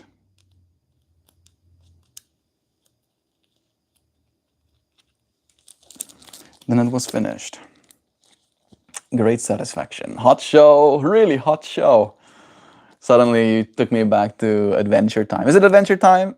No, it's regular show. Hot show. Delightful. Kevin, bless you, bro. Melt will inspire you in about 140 years. Just wait. Yeah, that's right, Hoopy. You just wait, bro. You just wait. Way to go, Mel. Thank you, Nancy. Woo! You see, Colette is feeling inspired too.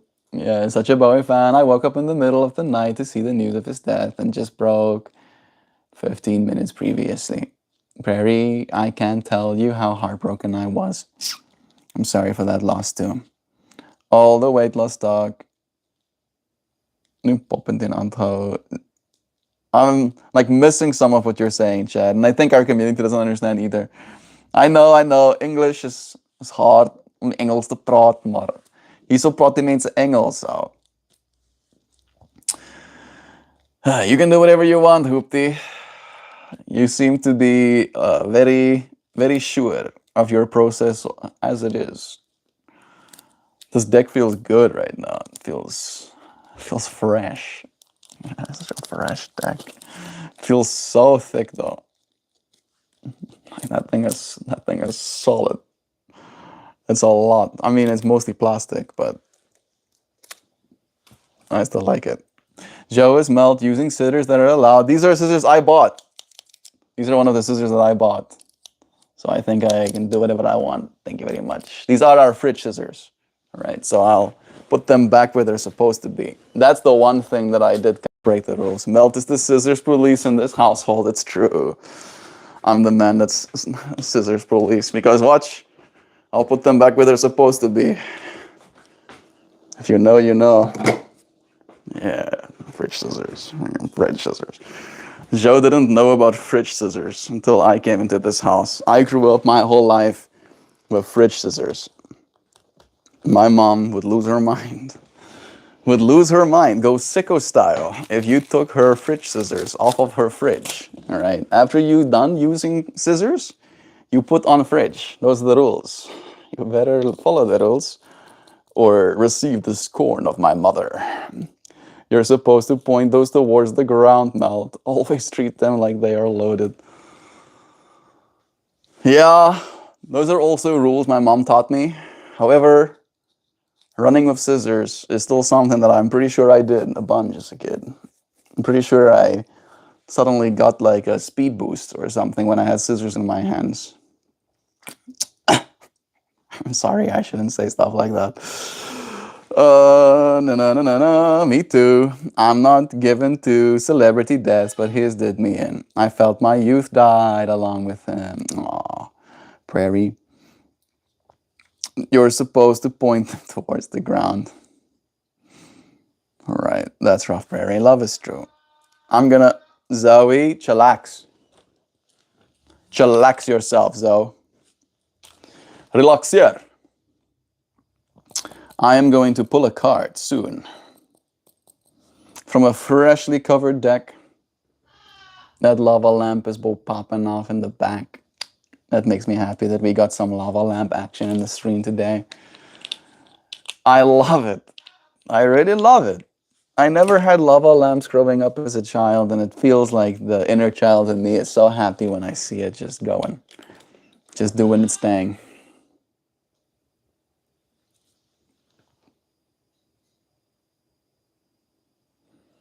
I'm pretty sure I haven't labeled you at all, Hoopty Hoops, especially not aggressively, right? I'm kind of at a point in my personal journey where I don't know if you're a kind person, Hoops. I think that's where I'm at. I feel like a lot of the things you say to get a reaction out of me. And I'm kind of over giving you the reactions that you're looking for, kind of thing. That's where I'm at, right? So like we're cool. I still appreciate you being in the space with us.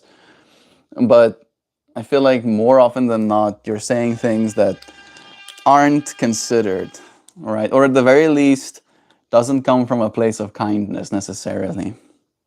Maybe I'm wrong on that. Maybe I'm wrong. However, that's the impression I've been given.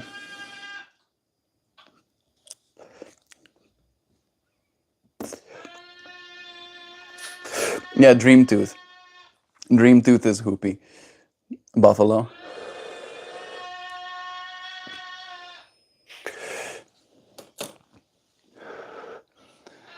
Right? Like, I just, now again, right? Now again. Yeah, we're getting some ahs. What's coming out of Melt's mouth and it's distressing? Not liking being labeled so aggressively. Like, I don't think I was really saying anything that was leaving much room for confusion today. Too much so. Right? And I am very sure that I did not label you aggressively. And you coming to these conclusions in stream, right? Like, oh, me joking about being able to be inspiring as a 160-year-old, right? That's me talking in jest. And then you take that comment and you'll tell me, oh, I guess we'll have to wait for Melt to inspire us for 140 years. It's like, there's no, at least from what I can see, there doesn't seem to be any kindness in sharing something like that, right? You're taking something I said and then making it, or at least that's the way I'm interpreting it, trying to make it clear to me that I'm not being inspiring right now, but maybe I'll have a chance in 140 years from now, right? Kind of thing. And at this point, I'm just like, okay, oh, all right. Like, if you're not enjoying this space, Hoopy, you don't have to be here. You don't have to be here, bro. Like, if this space is distressing to you, you don't have to come back. All right. Like, there's enough internet for all of us. There's enough room out there in the world for all of us to have our own experiences. I do believe in unity, but I don't believe in, misinterpreting people intentionally and then making that misinterpretation a part of everybody's minds, right? Now everybody has to hear how I'm going to misinterpret what this other person said, all right? Like, I also don't think that's cool either. We got Batty Priestess here too. Always a good time enjoying Conscious Evolution. Thanks for making such good videos, Mr. Meltmore. Kevin, thank you for reminding me. Thank you for reminding me of the good that we are doing in this space. It is a lot, right? I'll admit that much. I'll admit that. I am very sensitive and open to a lot of information showing up in this space, right? I do try to bring the best that I can to every single one of you friends that show up here. And I think that's why I get so frustrated, right? It's when all I'm trying to do is give an experience to you, that experience can still be misconstrued, right? Like, I don't understand I don't understand what the objective is necessarily on the other side. Confusion. Confusion seems to be the vibe. We got Colette saying, I saw humanity as binary code in my dreams last night. It's making me giggle still, seeing the ones as all one and zeros as all none. Does that make sense to anyone? The ones as all one, the zeros as none.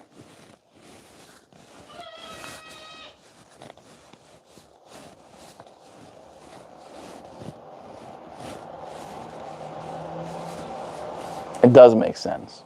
Closing my eyes, it made more sense. I imagine the ones, right? Like I know what binary code usually looks like. So I was imagining 1 0 0 1 0 1 0 1 0, right? However, when I closed my eyes,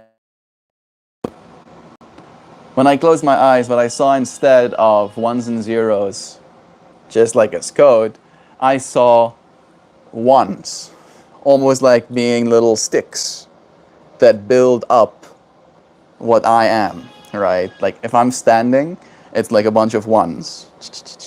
If a tree is growing out of the ground, it's a bunch of little ones, right? And then everywhere there's not ones, there's zeros.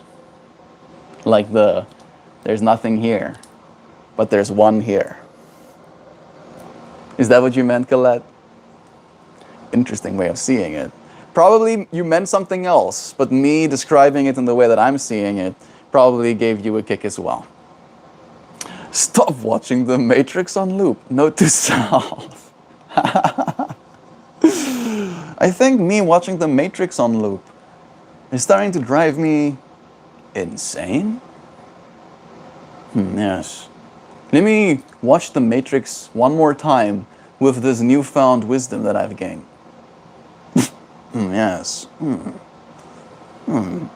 Second note to self, stop watching The Matrix on loop immediately.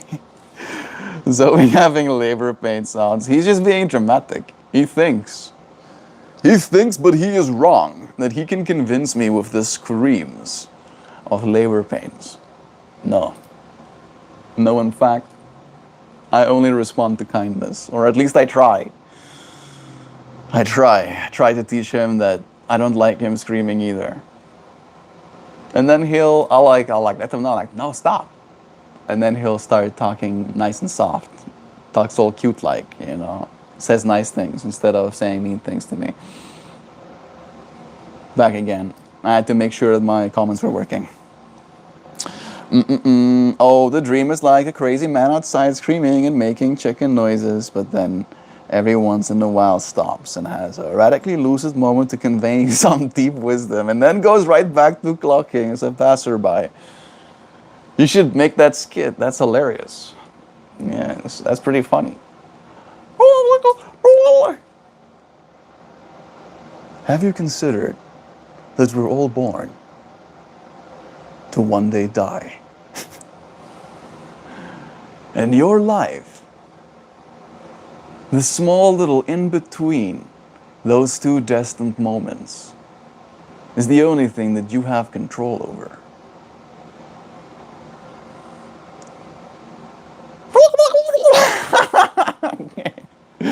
I'll rejoin Discord and link it. It's not a skit, it's a real life person in New York. That's even better. Maybe like he has something going on.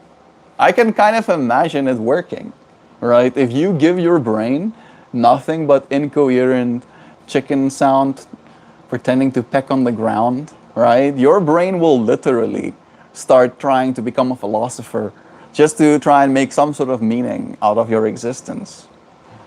You're just gonna be like, you're gonna try. You're gonna be like, you know what? Anything is better than making chicken sounds and mocking. I can say something profound. And then as soon as you say something profound, you go right back to mocking to tell your brain that's the only way you can say anything is when it's good. Yeah, maybe he's onto something. Maybe he knows.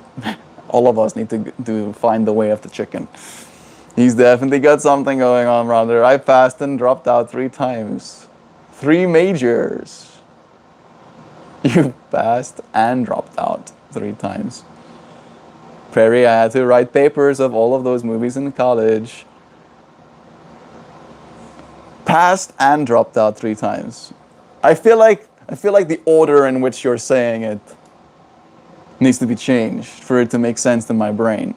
Right? Because my brain is like, but if you passed, but you dropped out, then you couldn't have passed. I dropped out, but still passed because I came back. I'm guessing that's what you did. That's cool, bro. 3 majors. You want to share with us what you've learned? What's the most important takeaway from 3 majors worth of studying? My take is that it's okay to talk in non sequiturs. Hey Google, define what a non sequitur is. A non sequitur is a statement or conclusion that does not logically follow from the previous argument or premise. Non sequiturs. Yeah, I do that sometimes, don't I, Nancy? I do that, right? I feel like that's the unique power of the human mind as well. And in showing up in this space, I do kind of channel my own experience, right? Like I'm trying to take all of the stuff that is inside of my brain and I'm connecting one thing to another, to another, to another, right? And that is technically how big ideas are like had, right? Like in our world, if you're like a way to define it, right? To make an example of it, if you're going to become a programmer, right? Understanding all of the fundamentals of programming will help you think in a way where you can connect the dots so that you can develop something that is useful, right? If it's an art, understanding all of the elements of art, understanding shading and understanding shapes and understanding color theory and having all of that stuff as like a knowledge base allows you to make new connections that can allow you to make a work of art that touches a person in a different way, right? And I feel like that's what we're all like actively doing, but I don't think most of us realize that. I think that's the point. It's like you're supposed to find the way forward. Melt, I wasn't referring to you about the non sequiturs. I was not thinking that you were actually, Nancy, but I did in that moment think about having done that, and I was like, it is an interesting way to be.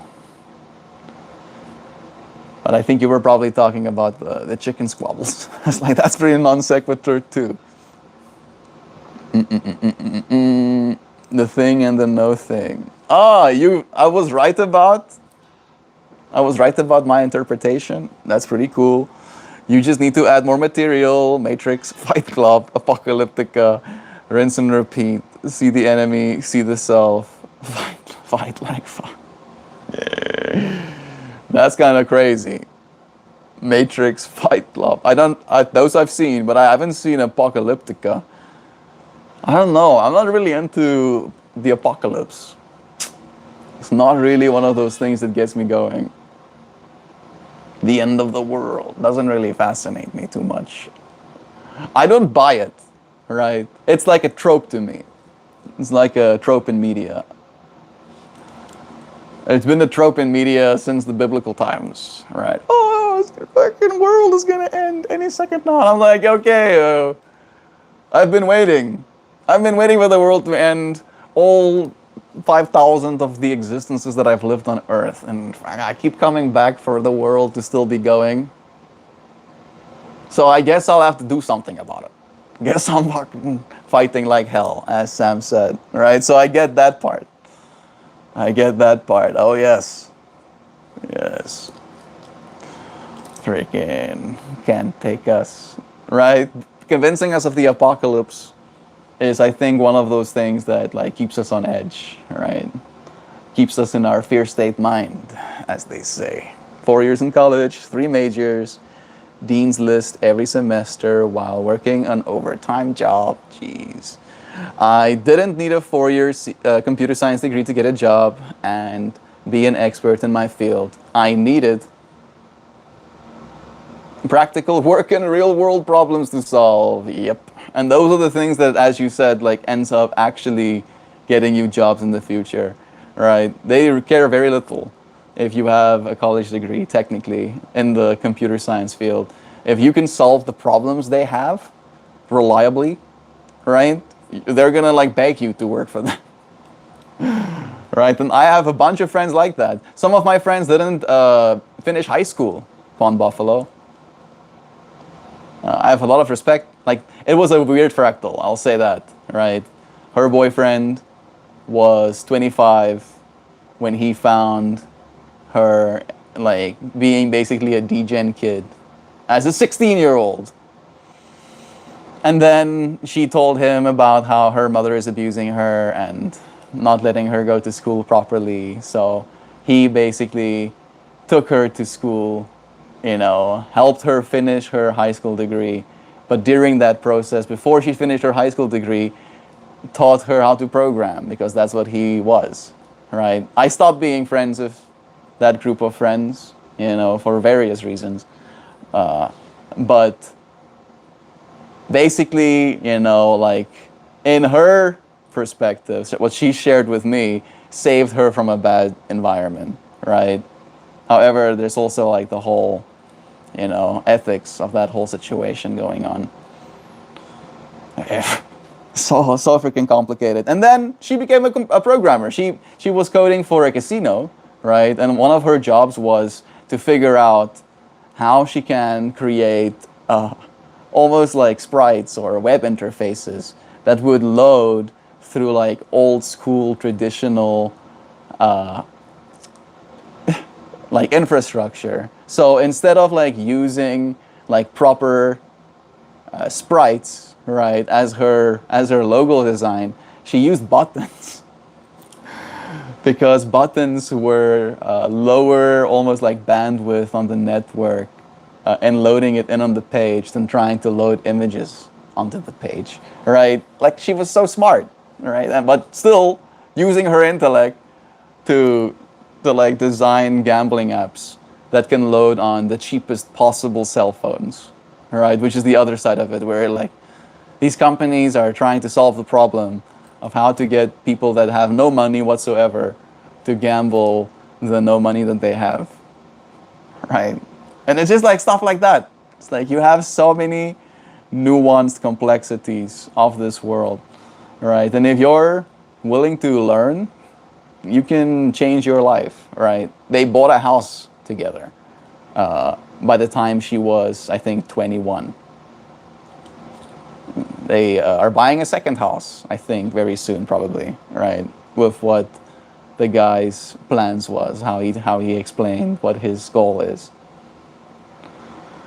So yeah, there are so many problems out there to solve, and learning how to being in the real world, doing the practical work, and trying to solve those problems is what's going to give you the edge. He who has a why to live can bear almost anyhow. Oh, I do love that quote, man. What was it called? Bon Buffalo. Buffalo. I love that quote. Yeah, I passed my classes and then didn't continue my program. Changed majors, passed those classes, did not complete the 4 years. The most important takeaway is the education that will level you up if you go in with the intent of knowing how to practically apply the information that is given to you. Not to go there to pass and then to get a degree or some sort of certification. However, especially nowadays, our economy is skill-based. There it is. I didn't need the 4-year CS degree. Exactly, right? Skill-based. She taught, with the help of him. He's also a computer scientist. Like got taught the stuff, right, by someone who's doing it. That's the thing, right? Instead of her going to college and then learning, he already had done that and learned, and then just like showed her. It's like, yeah, this is actually what you have to know how to do. And I think he got her into the company that she's working for, kind of thing. Nepotism fractals, as you can do. That probably helps as well. But yeah, With the internet these days, all of us get those teachers, right? We don't have to be in a weird situation to have that happen.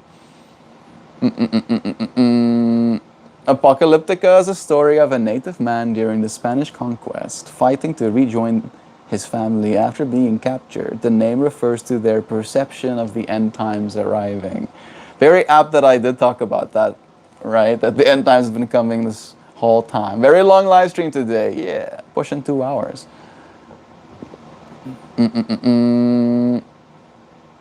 Show the plant on the shelf.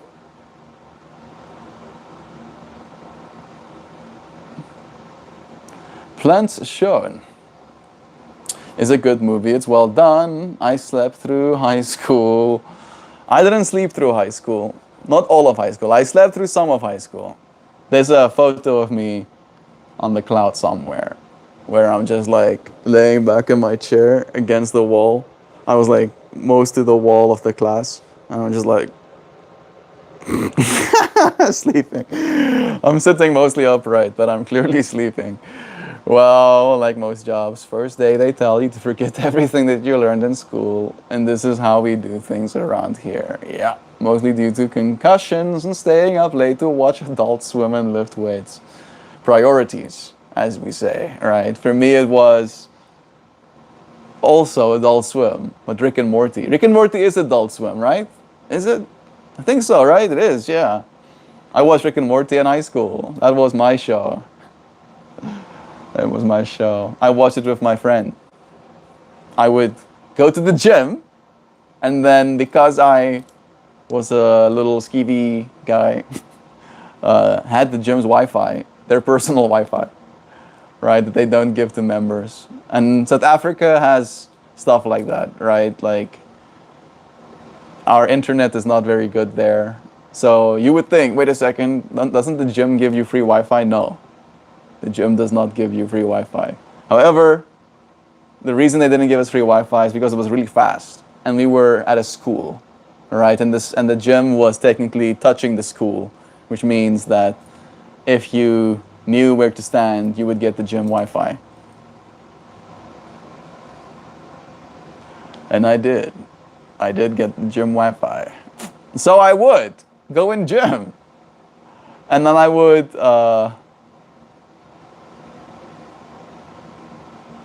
gather information.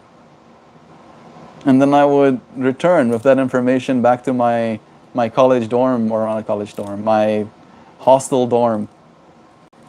And I would watch it with my homie in the hostel, David. All of the information that I had gathered. Yes. And it was glorious. Who needs good grades when you got lift weights and Rick and Morty?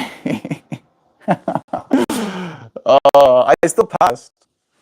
Miraculously, I still passed. But it's only because I'm a really good listener. Yes, I listen really good. I do, though. Like, that's true. I am actually a good listener. I don't know if that's all that helped, but I also like asking questions. I like understanding things. You're real, Sam. I didn't notice the different spelling until you mentioned it. The Apocalyptico. Apocalyptica is an old metal cover band. I'm pretty sure I saw. Yeah, the first way that you wrote it, Sam, is that way. Apocalyptica. All right. So if anybody is to blame, it's you right now, technically. All you guys, I'm saving all these movies to watch in the winter. Sam, exactly. You reminded me of them. Have you seen the movie Melancholia? I can't say I've seen that one either. Are you Japanese? That's the first time. No, I'm not Japanese. Think it would be cool if I was, though. I can see it. Being born in Japan, that sounds sick. Bayou Country is where I'm from, not an official border, just the swamps east of French Louisiana. Is it nice there? I would like to see more of the space. Also well done, not really a good feel-good movie, as you can tell by the title, Melancholia. Yeah, probably not. Metalocalypse and Cowboy Bebop. Metalocalypse, Cowboy Bebop. I did watch, like, you want to hear my high school watch list? Metalocalypse and uh, Metalocalypse was a part of my era when I was like trying to get the darker stuff, right? Like Darker Than Black. That one was pretty wild. I watched Future Diary. I watched, of course, Death Note. That one was classic. I watched My Chemical Alchemist. I watched Seven Deadly Sins. Akima ga Kill.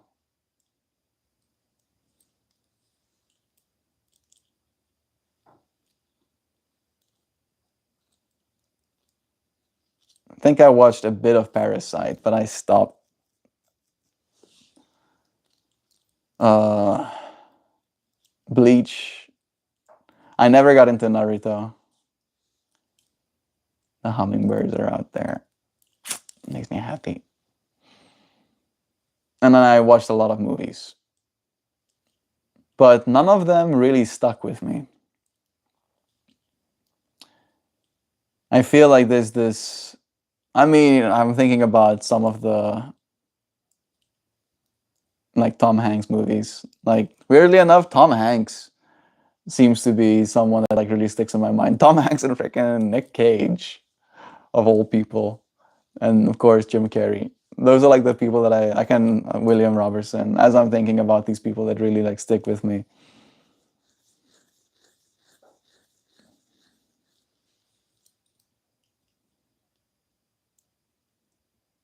Yeah, they really play their roles well.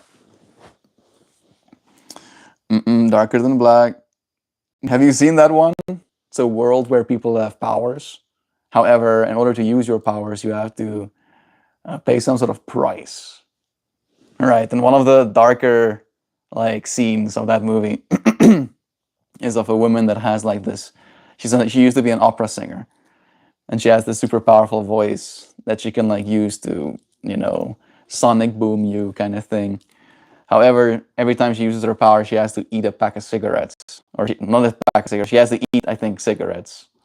Right, and then it comes out like her baby passed away because it found her cigarettes and she wasn't attentive enough to notice and then choked on her cigarettes, right? And then that's why she has to pay that price. I was like, oh my goodness, this is darker than black. This is so dark. Why is this happening? Why is this world like this? Yeah, anime has some wild tropes, like the Future Diary. That one was one of the darker ones. Akima got killed. Darkerist. So much darkness. Oh my goodness.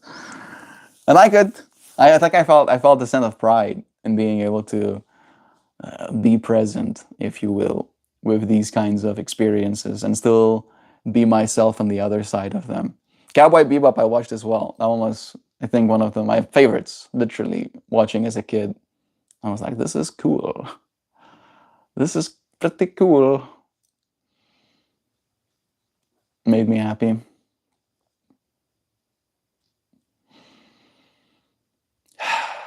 Which other animes made me happy as a kid?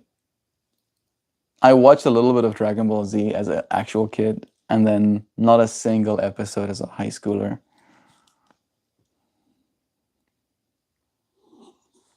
I think in high school, I was already in the era of like 9gag and stuff like that. So like Reddit style post scrolling was already a part of my time as well.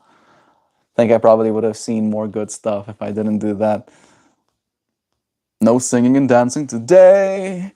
There could be singing, there could be dancing, but usually we do it on Wednesdays. Actually, I sing and dance on Wednesdays. I've gone through Naruto. It was cool until I saw a kid from school wear a headband and a ninja run to the cafeteria. Yeah, that's why I also didn't get into Naruto, actually, Pond Buffalo. I was so scared that I was going to turn into one of those. I had some friends in my school that was like that too. Yep, and I didn't want to be associated with. It was even too much for me, right? I was dealing with enough getting bullied. I was already like a little bit of a class nerd slash dweeb. I think geek. I was like proper geek, right? Computer geek. That's essentially what my archetype was in high school, right? I didn't need them to make fun of me for being into anime too, right? I kept that very close to heart. Made sure nobody knows. Made sure nobody thinks that I like animes. Not me. Of course not. Of course not. I watch guns be shoot and stuff. I like war movies exclusively.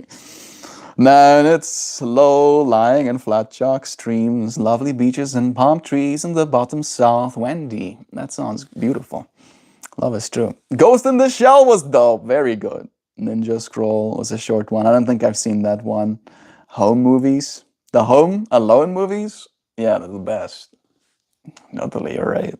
Lone Buffaloes. Like, no, I wasn't saying that. Yeah. I watched Doctor Who as a kid. Also, like during my high school years, watched Doctor Who. I did get into watching all of the little bit. Which one was it? CIS. One of the TV shows. Like there was a part of my life, like I think from 14 to 16, where I was really into like murder investigations. It's like this person got blown up by a lawnmower, but we're pretty sure that it was a murder because lawnmowers don't blow up like that. And then they find a small piece of shrapnel in his face after they have him eaten by the little beetles that strip the flesh off the bones. And then they find a scar on the bone that actually matches this pen tip that she once saw this guy have. Yeah. Part of me, I don't know why I was into that. I watched Dexter as a high schooler as well, right? Kind of the same vibe, only you get to see the murderer's side as well. When did I get out of that era? When did I get out of that era? Hello, Zoe. I think when I started playing games, I became more active in that way. Want a cracker? Oh, Zoe, you're being such a sweet bird. You're being so sweet. You're not even screaming at me. You're just saying cute stuff up in here. Oh, hello, Zoe. Hey, baby, baby, baby. You want out, Zoe, Zoe? Come on. Come on. You want out? What? What? You say what? You want to sit here? Okay. He let me know that he wants to be on that couch for a second at least. He's probably going to try and climb down. Hey. Hello. Hello. Hi. He's waving. Hello. Hi. Hello, Zoe. Hi, bird. Hello, bird. Everybody's hurt. A bird is the word. Bird, bird, bird. Bird is the word. And a bird, bird, bird. Bird is the word. Everybody's hurt. That bird is the word. It's just being like, Just who the hell do you think I am? I'm a huge you high shisha fan. I don't know that one. Dragon? I don't think I've seen that one. Six String Samurai. Post-apocalypse. Russian Swan. Elvis is dead. Las Vegas needs a new king. Slash. In the top hat is the devil. Death plays a pale guitar. That sounds so hardcore. Oh yeah, I went to high school in the middle of Inuyasha US Run, and those little anime geeks were like ostracized, so ostracized, Sam. I was watching those kids get made fun of viciously. Come on, come on, come on, Zoe. All right, they were getting viciously bullied. And I couldn't abide. I was like, no, I can't. I need to stay hidden. Who do you think you are? I am. Hey, Zoe. You want out? Come on. There you go. Choo. Where do you want to go? You want to go inside? You want to get a cookie? Yeah? What a good girl. You're a good girl. Let's go get you a cookie, okay? Let's swap these friends around. Wow.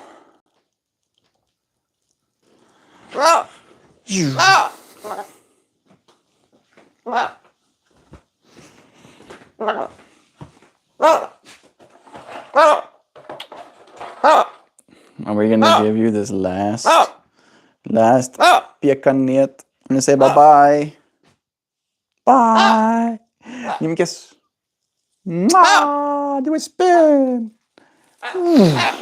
Wow, give me a high five. Wow, there you go. Let's go. Let's go. Happy, happy. Happy. I'm a happy bird. I'm so happy, happy.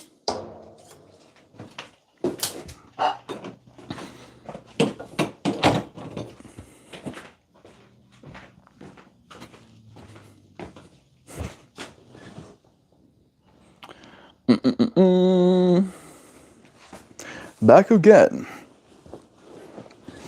And I do believe it is time for us to pull a card, isn't it?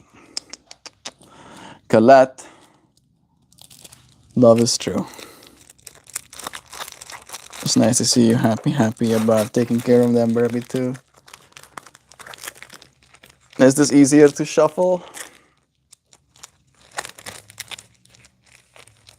I'm not sure yet. All of the cards are right side up, though. I think it is probably going to be better for it to be that way. Yeah, they're better to shuffle. Especially if I do them like this.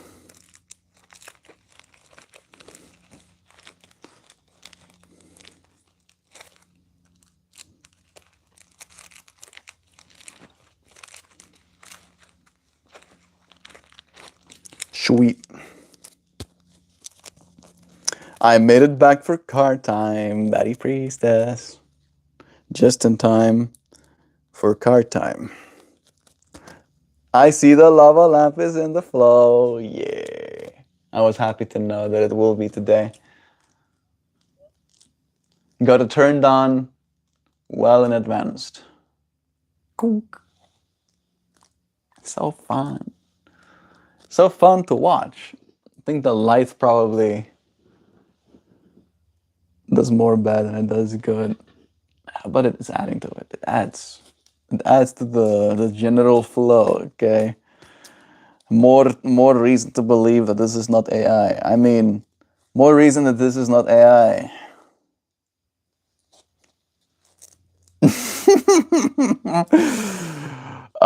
They don't even use real lava anymore. You gotta find a vintage one. That's like, part of me wants to be like, surely they didn't at some point actually use lava, but I'm like, no. I am curious at what chemicals they use in there, right? Because it does seem to have like certain rules that it follows, right? And it's interesting to notice how, as the temperature rises, those rules change. I've never been so upset with someone I love than I am right now. I'm usually so forgiving after a couple of hours or a day, but it's been a couple of days and I'm still super hurt. What did they do, Betty Priestess? It's wax and some kind of fluid.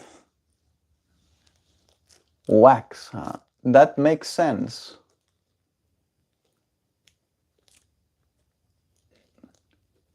Maybe wax and an oil, I'm imagining.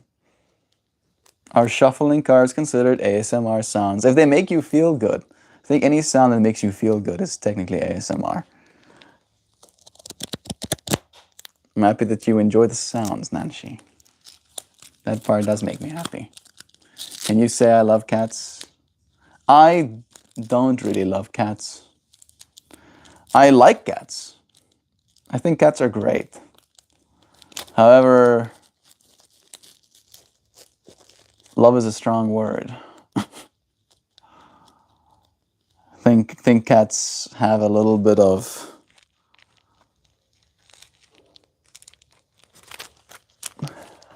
an effect on our right. They are one of the more responsible entities for a lot of our species, our bird species extinctions. Right. So like there's definitely mixed bag feelings in my heart for cats. And like love is strong. Like, I like them. I think they're great. Are you? How are you doing? I'm doing well. Minji, that's nice of you to ask. How are you doing? How's life treating you? Today, we had a live stream where we talked about systematically removing negative thoughts from our mind towards trying to be happier instead of trying to make ourselves happy by thinking good thoughts exclusively. Right? Realizing every single time a negative thought arises and then steering ourselves away from it. Bringing ourselves back to the truth of the matter. It's complicated. They got upset with me and didn't even tell me why. Went silent, then got mean, said some things I'm struggling with. Prairie is a wolf, is a lady wolf. Ooh la la, I'm kidding. I'm past cougar. I'm a mountain lion. That's so funny. Don't make Rosa jealous. Yeah, it's complicated.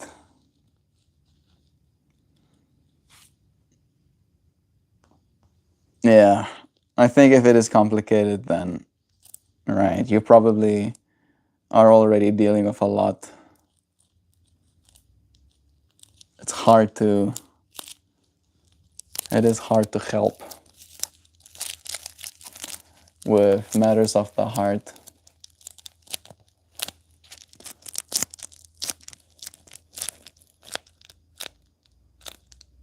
I hope your friends like the sound of little crinkling plastic.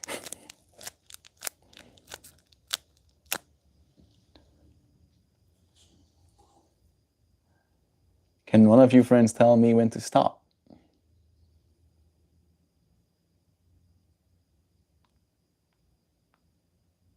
Stop it is.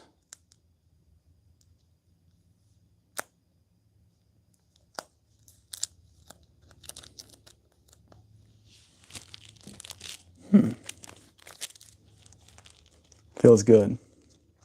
Feels like a very grounded reminder. Matches my colors. You get new cards? Nope. I just wrapped them. Cleaned them up. Made them go cleany cleany.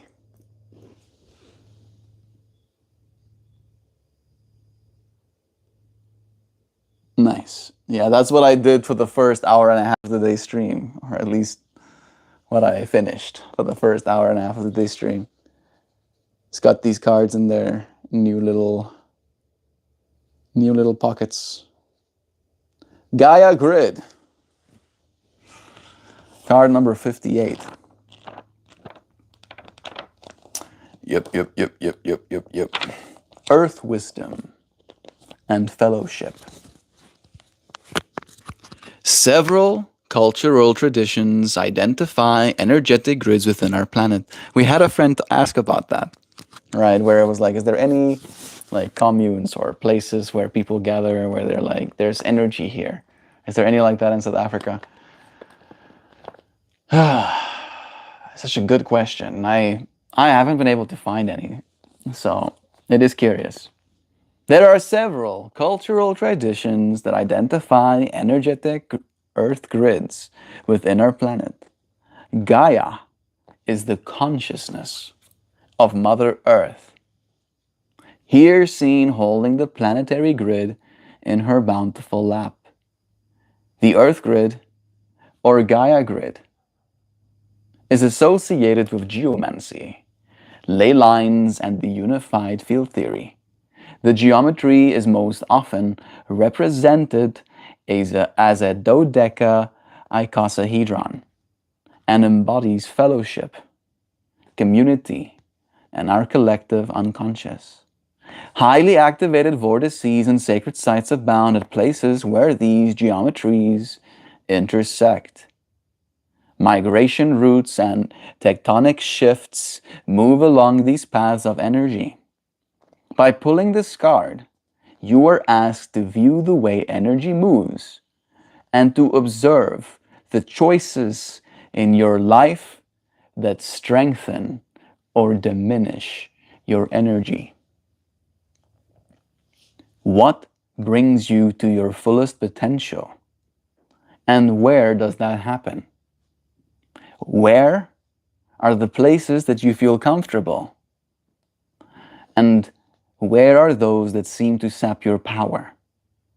As you choose a home on the planet and unite with Earth wisdom, you will activate your place on the planetary grid and realize resonance with the spirit of place. Fellowship can be seen as a means of connecting you through personal contact, travel, or technology to the people and information that will show you exactly what you need to learn and experience in this moment of time. The reverse meaning goes, not all those who wander are lost. Not all those who wander are lost.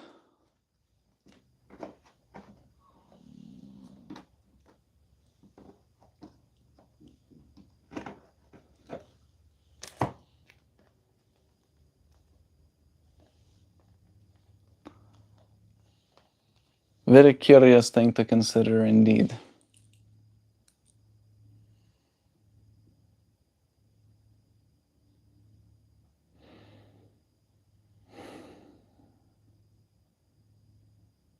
Every single place has a spirit,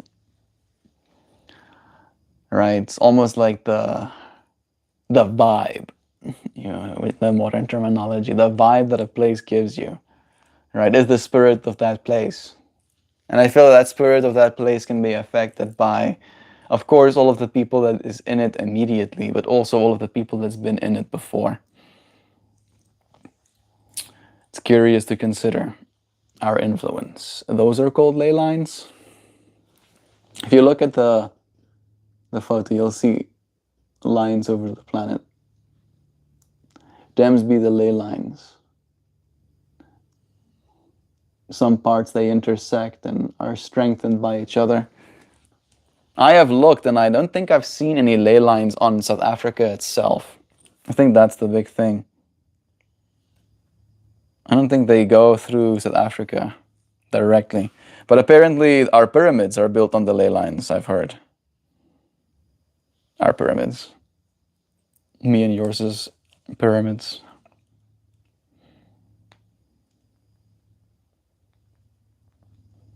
Ley lines. Ley lines are straight alignments drawn between historic structures, prehistoric structures, and prominent landmarks.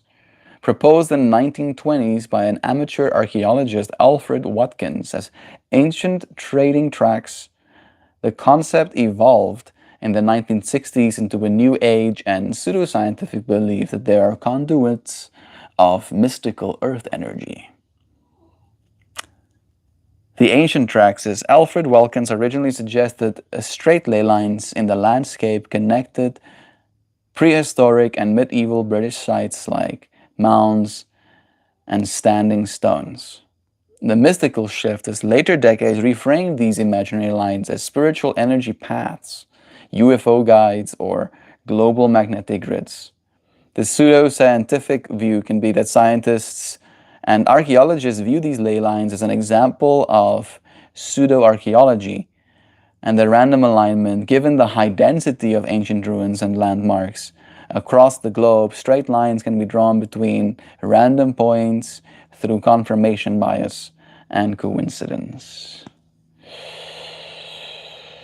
Yeah, you see, there it is. This is the ley line one that I saw. Yeah, there's South Africa. Isn't it's going? One is going through us, but there's no like concentration point necessarily.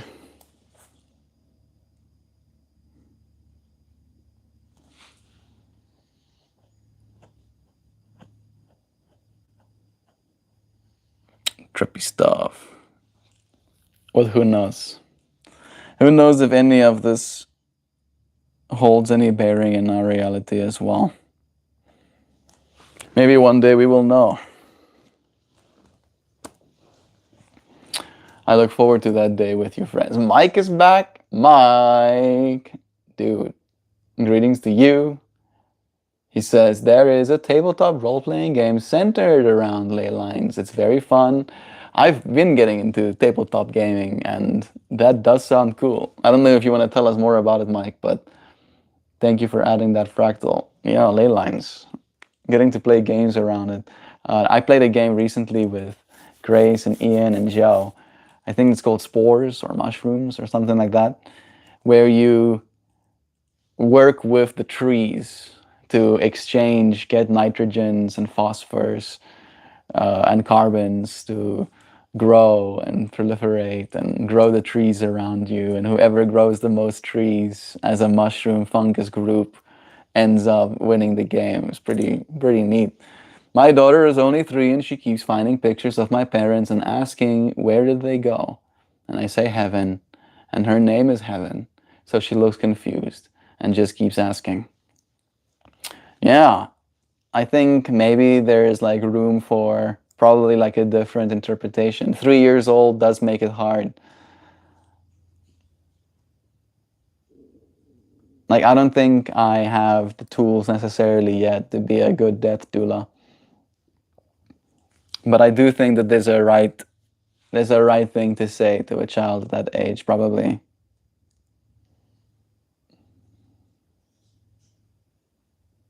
Understanding death.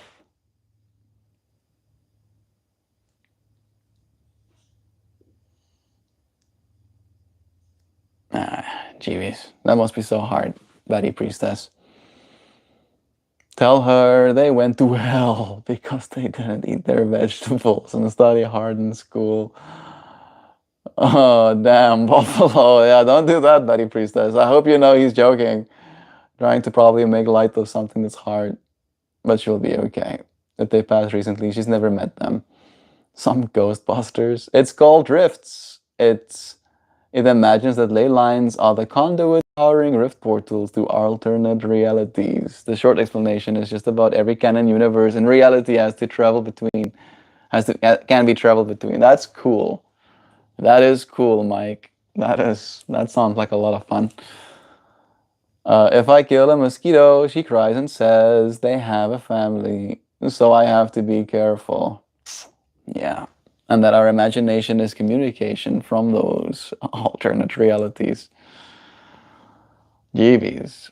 Tabletop games getting really meta up in this business. Mike, that's so cool. We already pulled the card.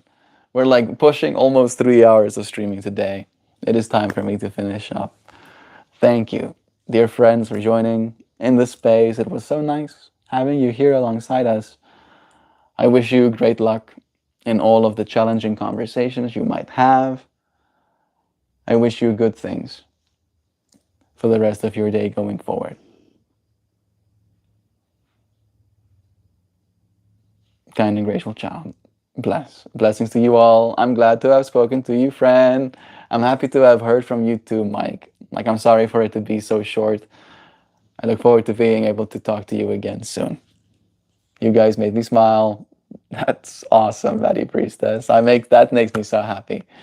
Getting to walk away from the space of a smile. I hope you friends know that you're so loved, that your kindness is felt not only by me, by the whole world. Thank you for continuing to be a kind force in this space. It felt good to get that out about being upset. I'm happy that it did, Betty Priestess. Thank you for letting us hold the hard stuff that you're dealing with as well. We appreciate all of you, and I'll see you friends again soon. All right. Tomorrow. Goodbye.